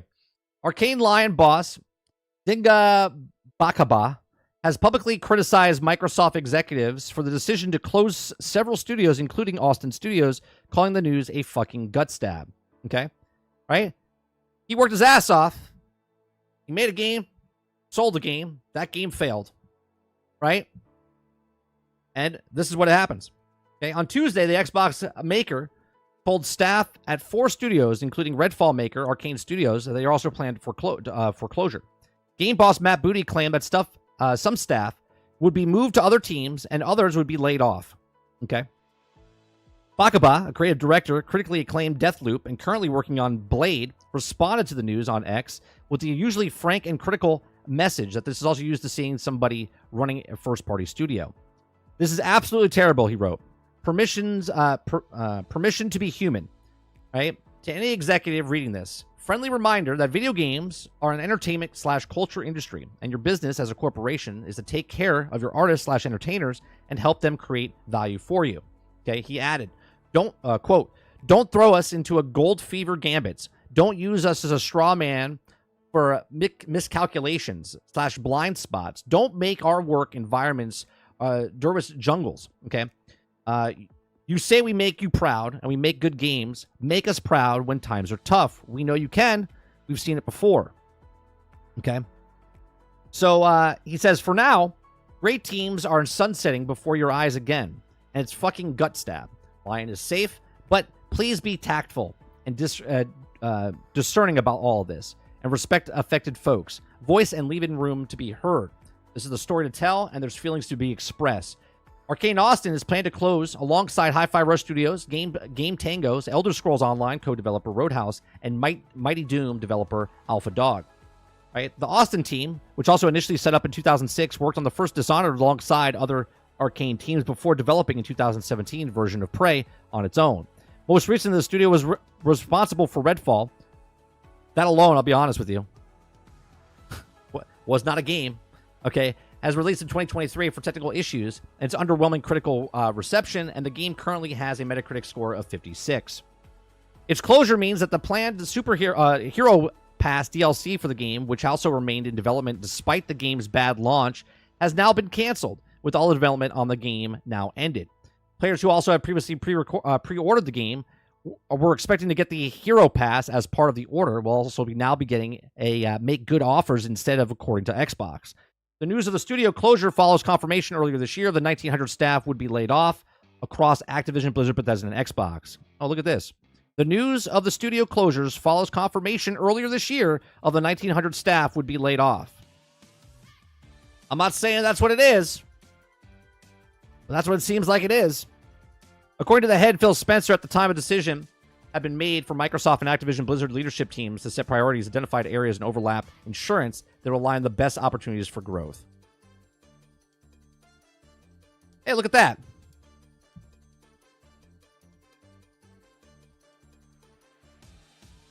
Arcane Lion is making Blade, not Austin. I didn't say it was. I read exactly what it said.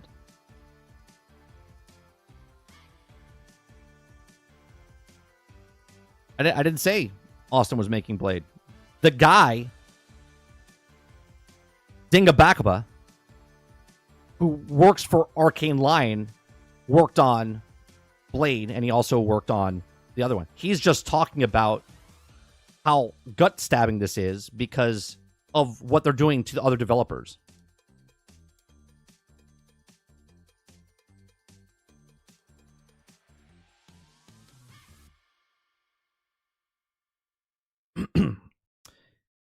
If that's what it is, then why does it seem to be so surprised about the layoffs that happened months ago? Because you don't know who's getting laid off, Water.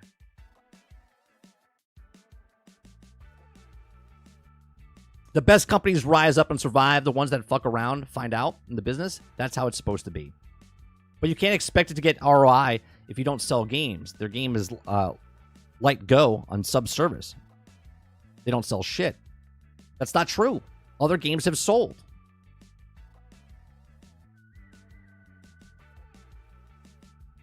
You got to remember, though, when one company was making a game, they were making a game before they got bought out. Microsoft bought Bethesda, ZeniMax. They were already in the process of making those games. Now the new owner's here. Okay? You might own a house. Okay, or you don't own a house. You might be a renter, and someone else owns the house. And you may be doing something with this owner of the house, but then the owner sells his house to somebody else, and the new landlord comes in and sees what you're doing and says, I don't like what you're doing. You're like, well, I've been doing this for 5 years. I don't care. You got to stop. I'm the new owner of this house, and I'm letting you know that you can't do what you're doing. Right? That's what happens. You have no say in it.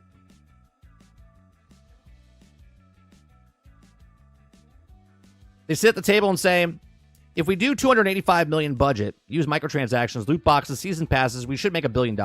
No one discusses the actual gameplay. That's exactly right, Sarge.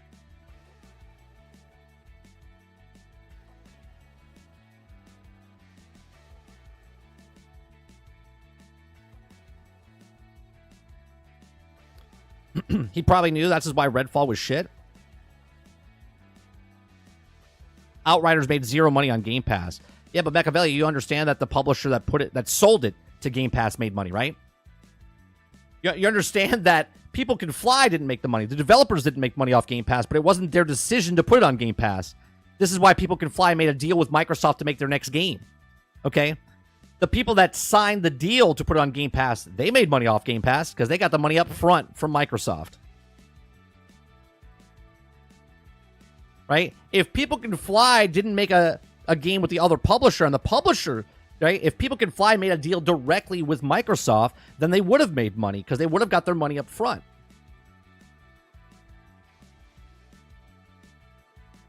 Can I have a question? Are we surprised out of all the studios that are closing? I mean, Tango Games is a little weird.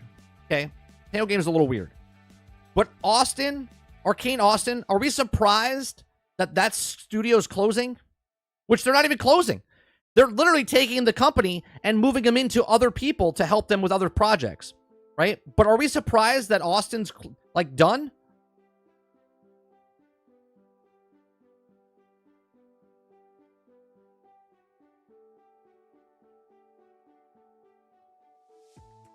Exactly, Dolphin.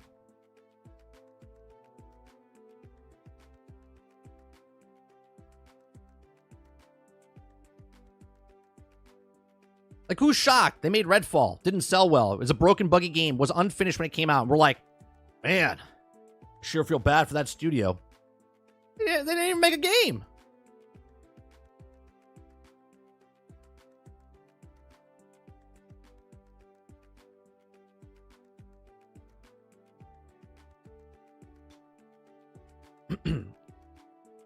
Altered says, Tango Games is surprising to say the least.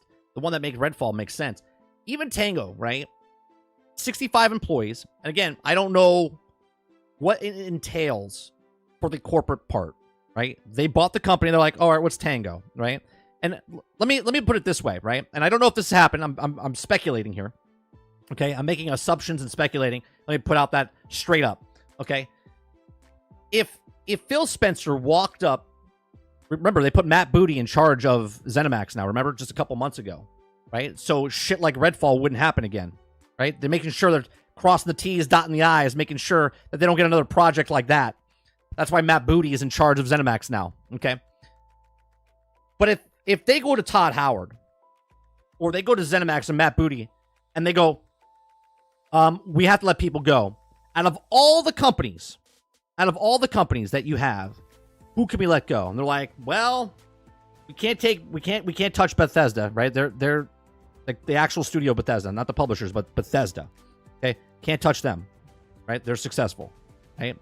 Biggest IPs and stuff like that. Well, what about these other guys? Well, you know, that Redfall crew, Arcane Studios Austin, they didn't do very well. All right, what about if we don't let them go, but we move them in? We'll let go of some fat, but we'll move them in. And then they look at Tango and they go, well, Tango's got 65 employees. What are we doing with these guys? Well, there's some really good talent here. Okay, some people are redundancy. We can maybe slide them into another project. We're looking into making the next Fallout game. Maybe we'll take this crew over here. We'll have another division, right? So now they just take Tango Games, move them into other places. They take Roadhouse or Roundhouse, whatever, and they put them into a thing, right? And that's what they do. They figure out, but they're like, do we need this company? Do we need to pay taxes on this company? Do we need to have a studio with this company? Do we need to have this here? Can they vote remotely? I don't know what they're doing, right? But do we need this to pay this amount of money for these people? Or can we take these people and move them over here since we're already paying for this? And they're like, yeah, let's move them over. Read, you're above 30. I'm looking for Arcane Austin's games, and they have been doing poorly even before Microsoft bought them. Prey sold poorly. Dishonored 1 it was okay. Dishonored 2 was also a disappointment. Yeah, you gotta delete the fat, man.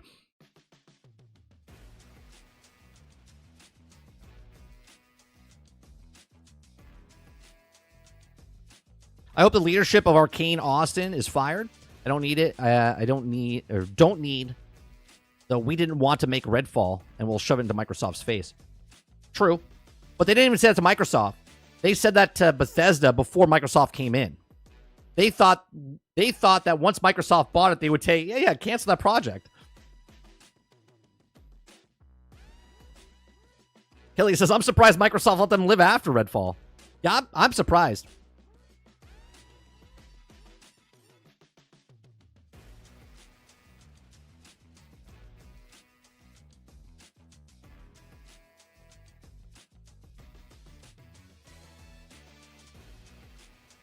$65 employees, and they still close it down? Yeah. I don't know how much they make. What about they made $100,000 each? $100,000 each for their salary. Who knows? I don't know why. None of us know why, right? But again, this article at the end here, says, according to heads of game, I'm sorry, it says the news of the studio's closure follows confirmation earlier this year that 1,900 staff would be laid off across all Activision, Blizzard, Bethesda, and Xbox, which is happening now. Right? So we know the 1,900. Now we're ticking down from the 1,900. We're like, all right, well, here's 65 employees of the 1,900. Oh, here's 200 people of the 1,900. Now we're seeing the payoff of what they're dropping. But the way they're reporting it, which maybe it is, this is on top of the 1,900 and not the 1,900.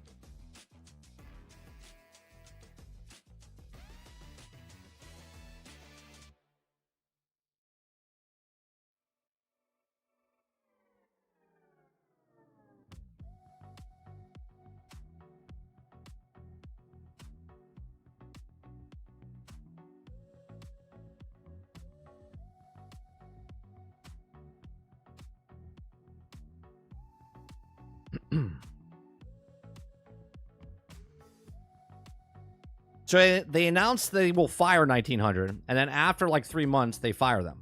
Corporate world is weird, man. All turn? I'm telling you, man. They announce it because it's a publicly traded company. So the investors have to know, okay, well, what are you doing this year? How are we going to make money back this year? And they're like, well, let me tell you, we're going to fire 1,900 people this year across multiple segments. And they're like, okay, that sounds good. And then they execute that, okay? And then everyone goes, all right, well, here it goes. This is exactly how corporate works. How are you going to save me money?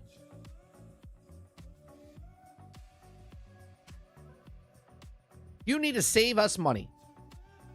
Fiduciary, right? They have a right to say, how are you going to do it? Well, let me know. All right, well, we're going to fire 1,900 people across all Blizzard, Activision, and ZeniMax studios. Okay, sounds good. What's that going to save us? Well, this will save us on this amount of money. And they go, great. All right, we agree. We agree. Concur. All right, let's do it. Right? That's it. That's how it goes. They don't care about the employees at that point. They care about the employees they have, but they don't care about the employees they're firing. Right? They still get their severance package. They still get their stuff.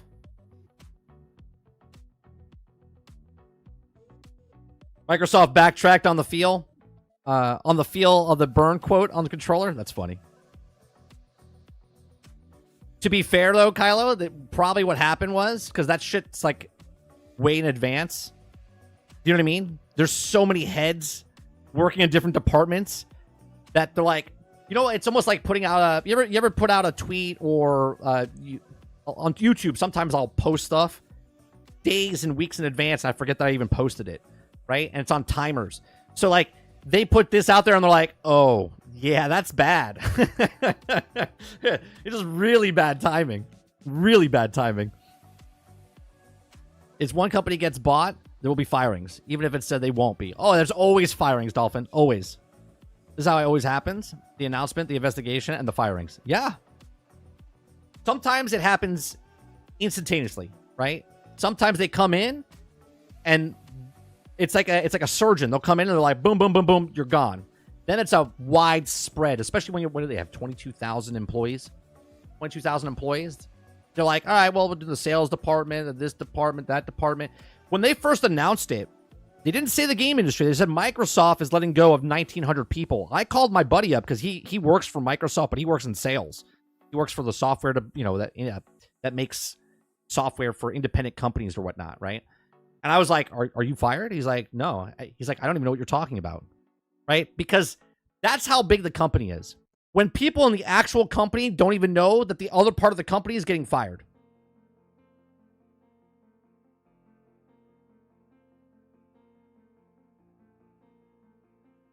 This is just the start. Just wait till the consolidate of Activision Studios. Well, I don't know, because remember, the 1900 is part of Activision / ZeniMax / Xbox. So 100% you might be correct, Kylo. There might be ones on top of the 1900. So when it's all said and done, it could be like 2100 total, 2200 total.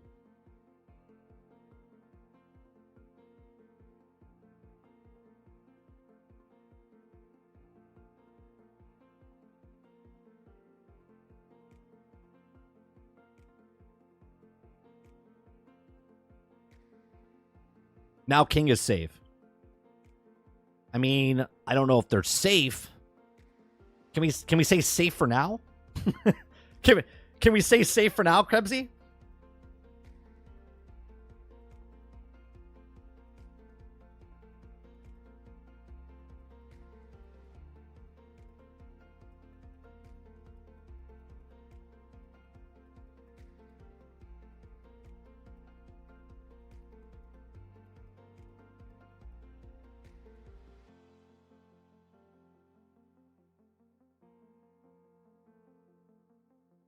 This one says, id Software is one shareholder's report away from being shut down. Think about that. Yeah. I mean, it's never awesome to hear that someone's losing their job.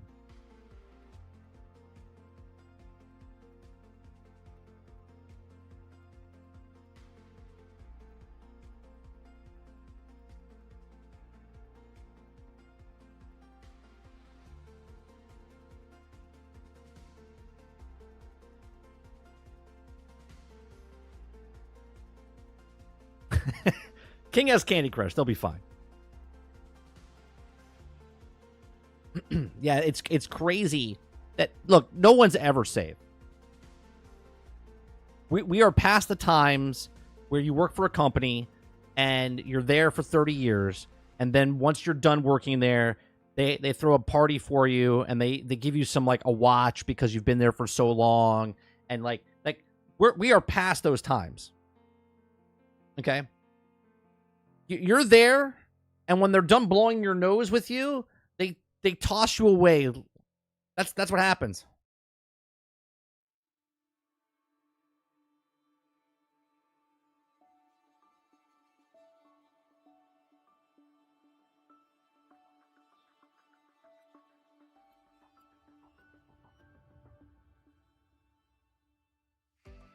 And if they treat their employees this way, what do you think they think about you?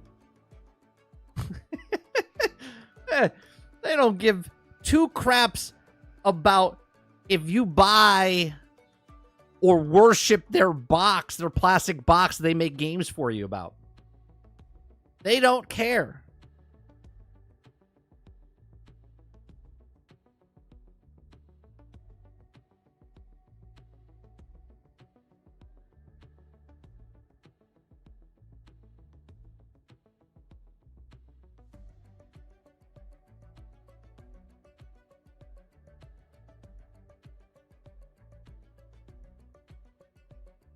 It's not nice to hear the news, but anyone working on Redfall that can seriously be surprised in the gaming industry, if you launch a shit game, you're taking the risk. Yeah. What other studios closed down this year that made shit games, Hilly? Right? What happened to that company that made Gollum? Goodbye. Right? Is it the same company that made the King Kong game? Goodbye. If they squeeze a little hard, they can say, sorry, we forgot about 2 weeks later. See, why is it different? Why is it different? If you have an ice cream shop and your ice cream sucks, right? It closes down. If a restaurant has bad food, it closes down. Right? If you make a shit car, the company closes down. Why is it that when someone makes a bad game, they're like, oh man, I really feel bad for them? I don't get it. I don't get it. Now, I'm not saying in any way, shape, or form that Tango Games and all the other games, I'm specifically talking about Redfall and Arcane Austin. They made a shit game. A shit game. I've been saying it for over a year, right? I bitched about when they charge $120 for their Bite Back edition. I've complained about it for the last 3-4 months since the beginning of this year. I said, where's the DLC? Where's that DLC they have yet to talk about, right? I keep telling people, don't pre-order stuff because you don't know where your money's going until after the games come out. Don't buy it day one, okay? Don't buy it week one. Wait. Don't buy a game because of the season pass that's coming out a year from now, maybe. Right? Because that company might not even be around a year from now.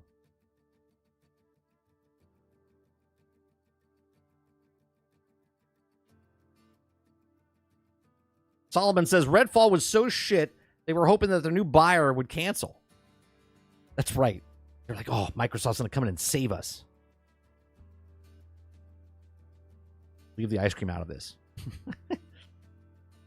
But to be fair, a lot of good companies that make good games have shut down and had layoffs as well. Not just the bad ones.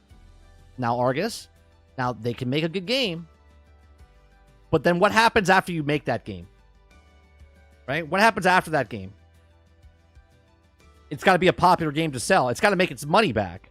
If it doesn't make its money back, doesn't matter if it was a good game. It needed to be a great game. And that is called competition. Right?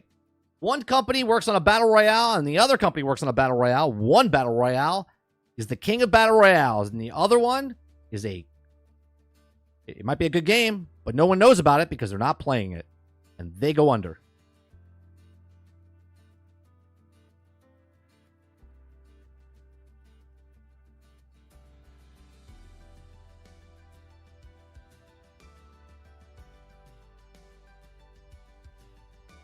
They got to stop spending so much on these games, having way more employees than they needed.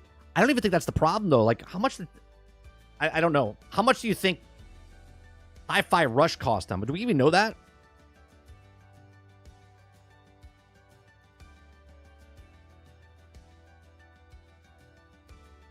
It could have cost anywhere between $20 and $30 million. How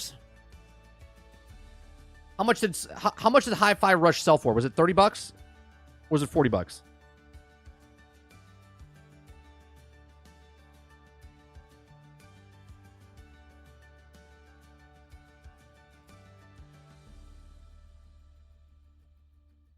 think it was $30, wasn't it? Here, I'll put $25 million. Right? We'll put it in between the 20 and 30. We'll say $25 million.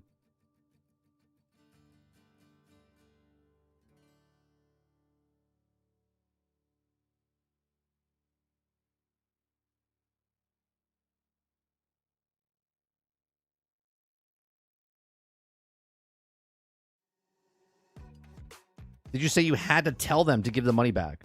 I know someone that bought it. Yeah, it said in their thing that you have to contact them.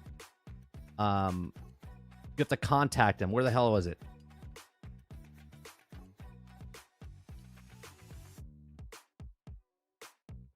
It was in a tweet. Let me see if I can find the tweet.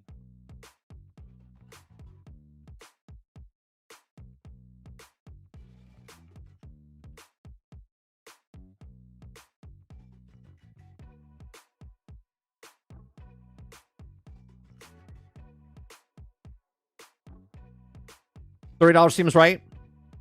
Okay, so we'll give them $25 million. That's what the budget was, right? Now we know there was no marketing, zero marketing for this, right? As of launch day, they just dropped it. So we'll just give them the $25 million. Okay, so $25 million, no advertisement whatsoever, and we'll divide it by $30, right? They have to sell 833,000 copies of the game at $30. Okay. Now, obviously, it's on Game Pass, and a lot of people probably didn't buy it. Okay. But they had to sell some. I bought it.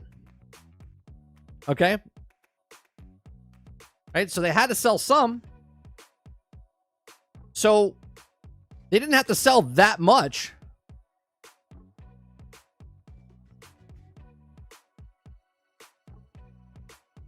Thank you, Krebsy. Yeah, so that link right there that Krebsy posted, that's the tweet. Sign up here, and there's Beth.games to receive details on how to be eligible players can receive this credit. So there you go. So click that link. It'll bring you to this Twitter page, and then this will be... Actually, you know what? I'll just do it for you. Here. Let me click on this.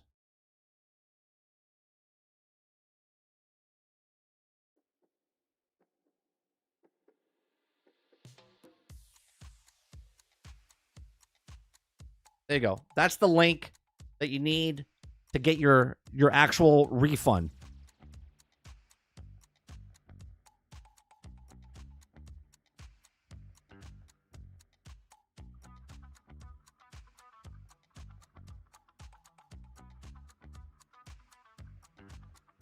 Well, I meant game companies in general, Mike. With this more recent news, this seems to be small companies, but what I mentioned above is a big issue for some of the larger companies and studios. Oh, for sure. For sure. All I'm saying is this is a medium to small size companies are pulling out the absolute bangers lately. Pretty polished as well. These are also bloated, redundant employees over budget gain companies are putting out trash. Broken and buggy games that aren't the best games are beginning to cost them $200 million to $300 million. 30. I played some Redfall on Game Pass once. I knew it was arcane. All I wanted to buy was left my body. This proves they sold DLC that they had even been created. This proves that they sold DLC that hadn't even been created. That's exactly right, Illy. This is exactly right. And there's no difference. There's no difference what they just did and what Starfield did. Right? Think about this, right? Think about this. Starfield was supposed to come out 11/11/2022. They already talked about the shattered space back then. Then it was delayed till September of 2023. They sold that game 3-day early access with the DLC attached to it. Okay. And yet here we are. It'll be almost a year. We don't know exactly. Almost a year, because it's been what? It came out in September. So September, October, November, December, January, February, March, April, May. It's been 9 months, 10 months since Starfield came out. Okay. And by the time they announce it and by the time it launches, we're talking. You know what I mean? We're talking almost a year since Shattered Space. People paid for it a year ago. Why? Why? Why are you giving these companies the money up front when they don't have to do anything about it?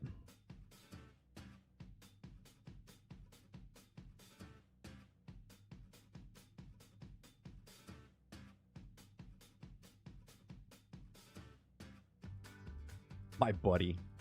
You need to stop teasing Dolphin for his Destiny Tower if you bought Redfall. Redfall managed to sell or charge those people for a dream. Yeah.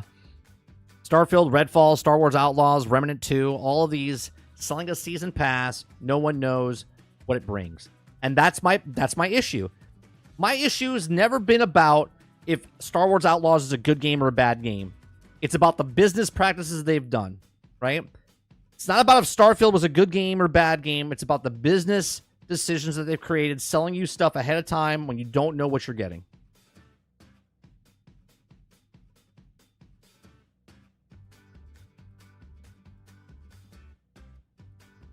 Titan says DLC is created, but what stage of completion or pre-production? Ain't no way someone here paid cold hard dollars for Redfall. Show yourselves.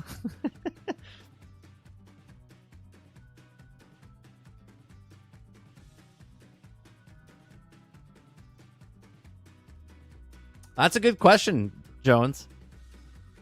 Is it worse to sell DLC that doesn't exist or to hold back than sell it?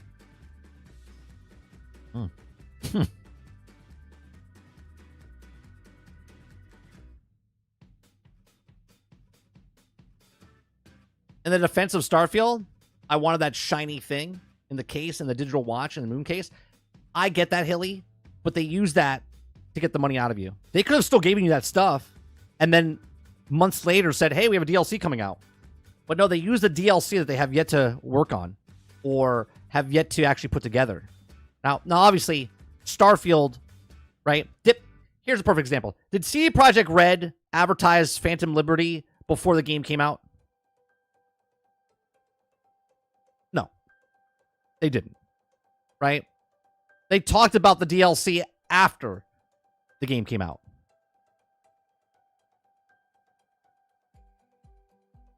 That's my problem. They don't sell you on the game that's present in front of you. Most companies sell you a dream. They sell you of the stuff that's happening ahead of time. Marvel's Avengers did this, right? They did this. We have all of this content, but can't you wait for this over here? Man, that Black Panther content is going to be amazing. That Captain Marvel content is going to be amazing. That Captain Marvel content never came, right?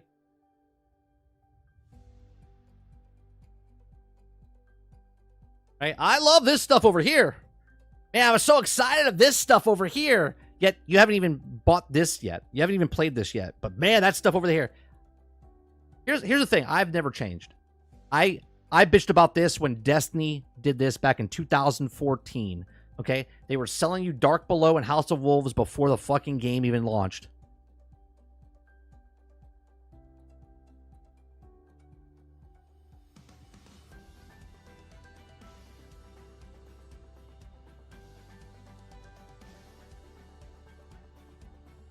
Wait. Was this a watch actually shiny, or was it another 9? No. There was a watch and stuff that came with it. Oh, absolutely, Rose. Suicide Squad's doing that with Deathstroke. They're doing the exact same MO, which I said in the very beginning. I said, I hope they don't do what Marvel's doing. And they weren't in the beginning, and then they did. And I went, oh, well, there goes that.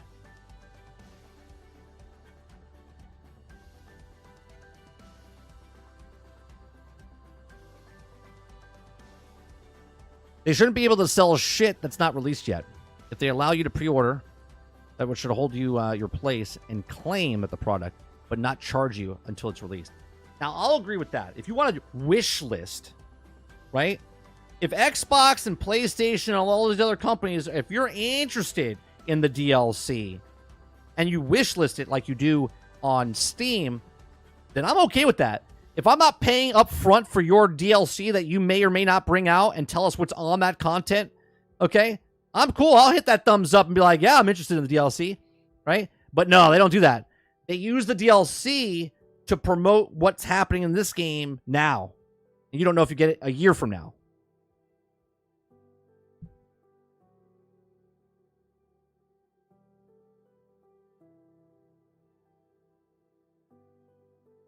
They benefit from having your money up front. Of course, they could take that money that they make, Argus, and they could put it in a bank account and just live off the interest for the next year, okay? And that's more money they're accruing, okay, for doing absolutely nothing.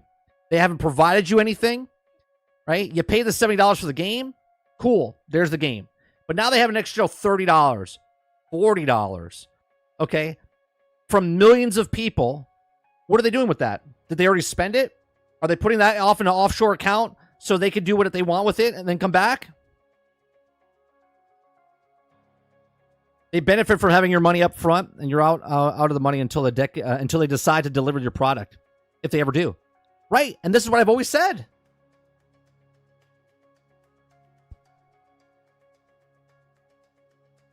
This is what Sarge has always said. There is no consumer protection.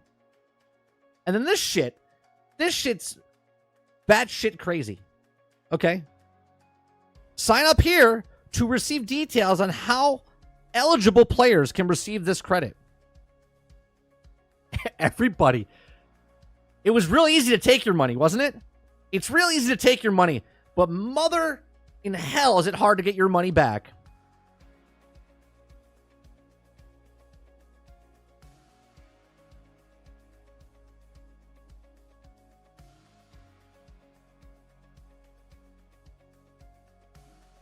That's for Redfall, Travis. You got to jump through hoops.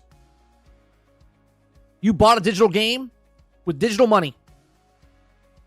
But it's going to be really hard for them to get that money back to you. You got to be eligible. Do you know what this means? There was a shit ton of people that bought. There was a shit ton of people that bought that expansion for the heroes. You know there was a bunch of people that bought this because if it was just 2 people, they would just hand them the money back because they know who they are. But there was a lot of people that bought this Backbite edition. And they don't want to admit it. They're trying to make as little as possible to sign up. They're trying to make different hoops for you to jump through.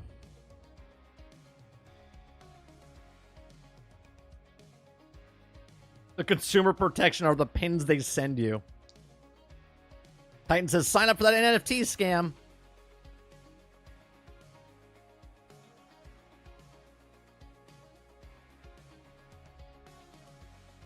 Argus says, and if you have to know that they are even offering to give your money back is the first place. Think about how many people who paid who will not know about this. They're exactly right to do this.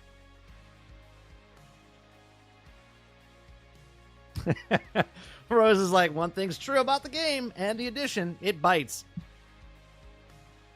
I'm telling you, man, I say it all the time on this show, and I know I have a very small group, and I don't need to tell you guys because you're here watching, but man, do I tell you, I'm like, this looks weird. Watch out for this. Don't do this. Save your money here. Right? You spend your money how you want to spend your money. But man, the more and more every day passes, the third eye that I have is crazy.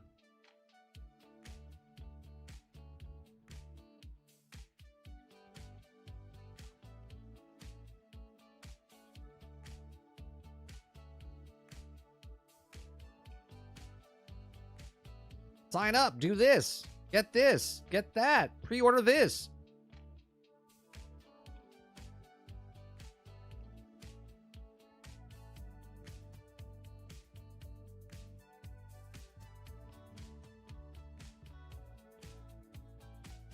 At this point right now, it's the 6th eye.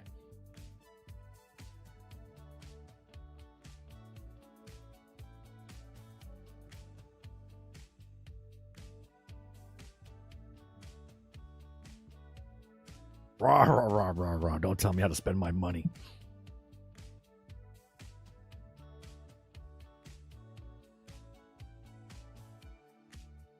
PL says, I missed it. What do you think about the Hi-Fi Rush Studio shutting down? Successful indie game, but not enough? Yeah, we went on this whole rant. I'm not going to go back into it. I'm almost done wrapping up here because I'm almost done. I don't want to go in for another 20 minutes rewinding everything I just said. Not to be rude. Basically, it didn't make enough. It didn't make enough.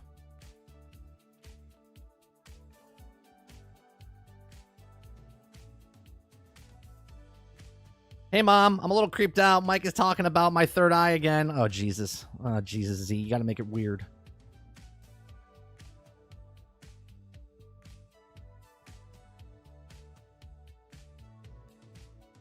There's still people out there that speak in defending Redfall. There's always people that defend everything from corporate. And I love it because people come in and tell me that I'm a Xbox shill or I'm a PlayStation shill, which is those people are just, let's be honest, are just fucking idiots, right? Because they have no idea what they're talking about. They say I'm one or the other. They have no idea what I'm about.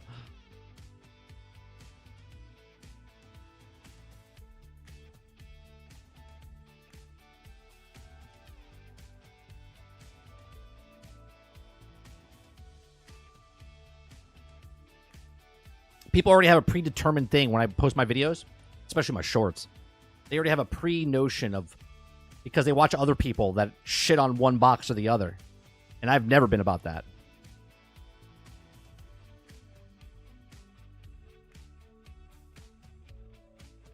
I'd rather see people defend Avengers than Redfall.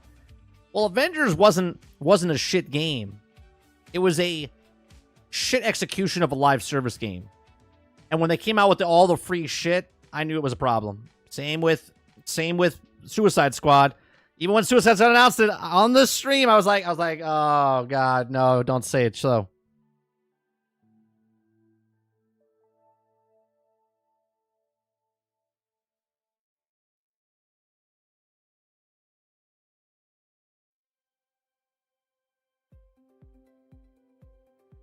I could see someone blindly buying Redfall if they love Dishonored 1 and 2. Shorts are bait? No, my shorts are linked to the actual video. They're just clips of me saying something. It's not like I'm saying something different in my short that I would say in... You know what I mean?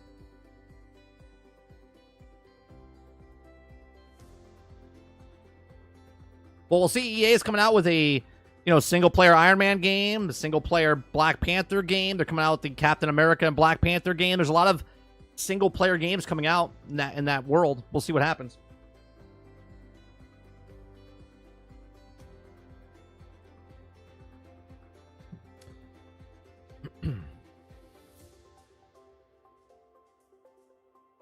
I think Marvel's Avengers,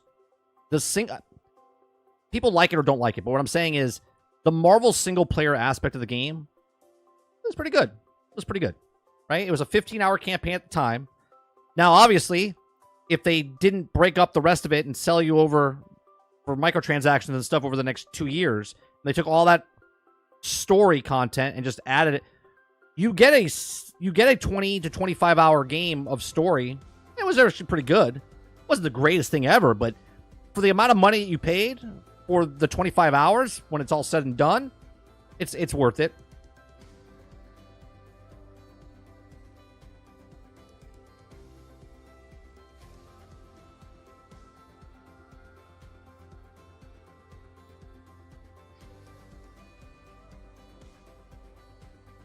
I wish there was an industry standard to be able to buy other studio IPs. Somebody buy Anthem and Avengers and resurrect it, make it better. I mean, it would be nice, right? If a company gives up on it, put out the source code and stuff and let other people do what they want with it. It'd be interesting.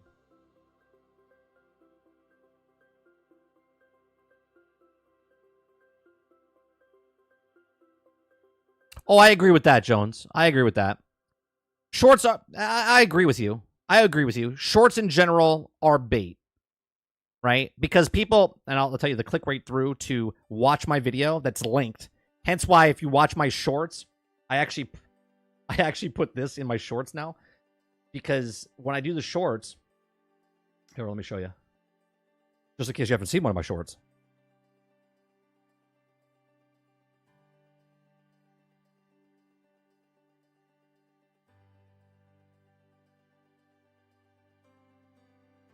Is what Microsoft is doing right now. Okay. So on my shorts, I literally put it, watch the full video in the link below. Because a lot of people don't know that this right here is the link that brings you to the full video. Okay. So I put that up on the top, and I actually have to lower it a little bit because I think it's being blocked by the top of... Right, but I don't want it on my face. So I think I have to put an arrow, like just an actual arrow, like there's the link. Go watch the full video.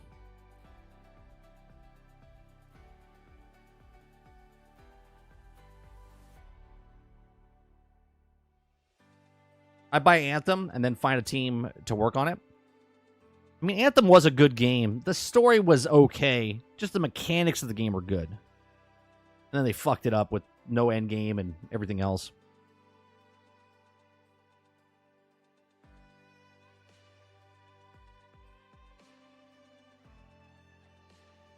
Oh yeah, Rose got my answer. Hulk.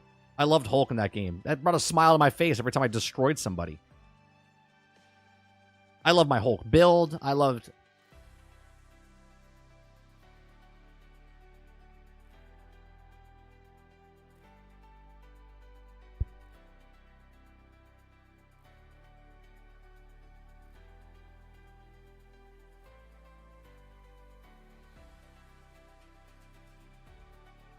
The new YouTube meta is not including hyperlinks. I don't like using shorts, but they work. They work. And the problem is I'm not controversial enough. Right? So my shorts are not controversial enough. And that's why I don't get enough people to click on it. Because I'm not a clickbaiter. I'm not a person that doesn't believe in what I'm saying. I'm consistent.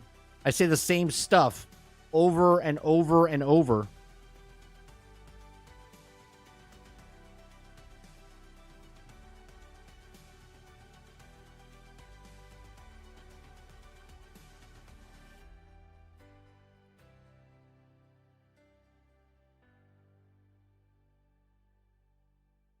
Oh yeah, I love my Hulk build. Just speaking of it right now, Rose, I kind of want to go back and play it. I miss it. I love playing Hulk in that game. But then as soon as I start jumping around doing stuff, I'm be like, yeah, I remember why I stopped playing.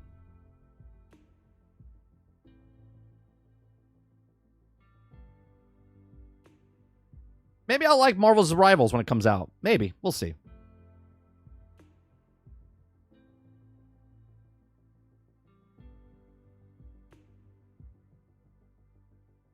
Potential, man. Potential. They screwed it up. All right. That's going to do it for me today. I appreciate you guys coming out, hanging out with us as we do every single day, Monday through Thursday. We read news stories. We have conversations. If you like what I do here, make sure you hit that like button. If you'd like to go above and beyond that, hit that subscribe button. If you'd like to go above and beyond that, become a member as little as $5. We'll be back tonight. I think I'm going to play some more Fallout tonight. Not sure. We'll play something. We might jump back into Fortnite. I'm not really too sure. I never know what I want to play. Just like I don't know what I'm talking about until right before I go live. We'll be back tonight playing some video games. Don't forget, this week, Generation X Gaming, the weekly podcast that goes over a few of the top stories in the past week, and we rant along the way. Sarge will not be on the show this week. Kingard's going to fill in his position this week. He said he would fill in for him. So me and Kingard will go over a few of the top stories in the past week as we rant along the way. I appreciate it very much, and I'll see you guys on the next one. Peace.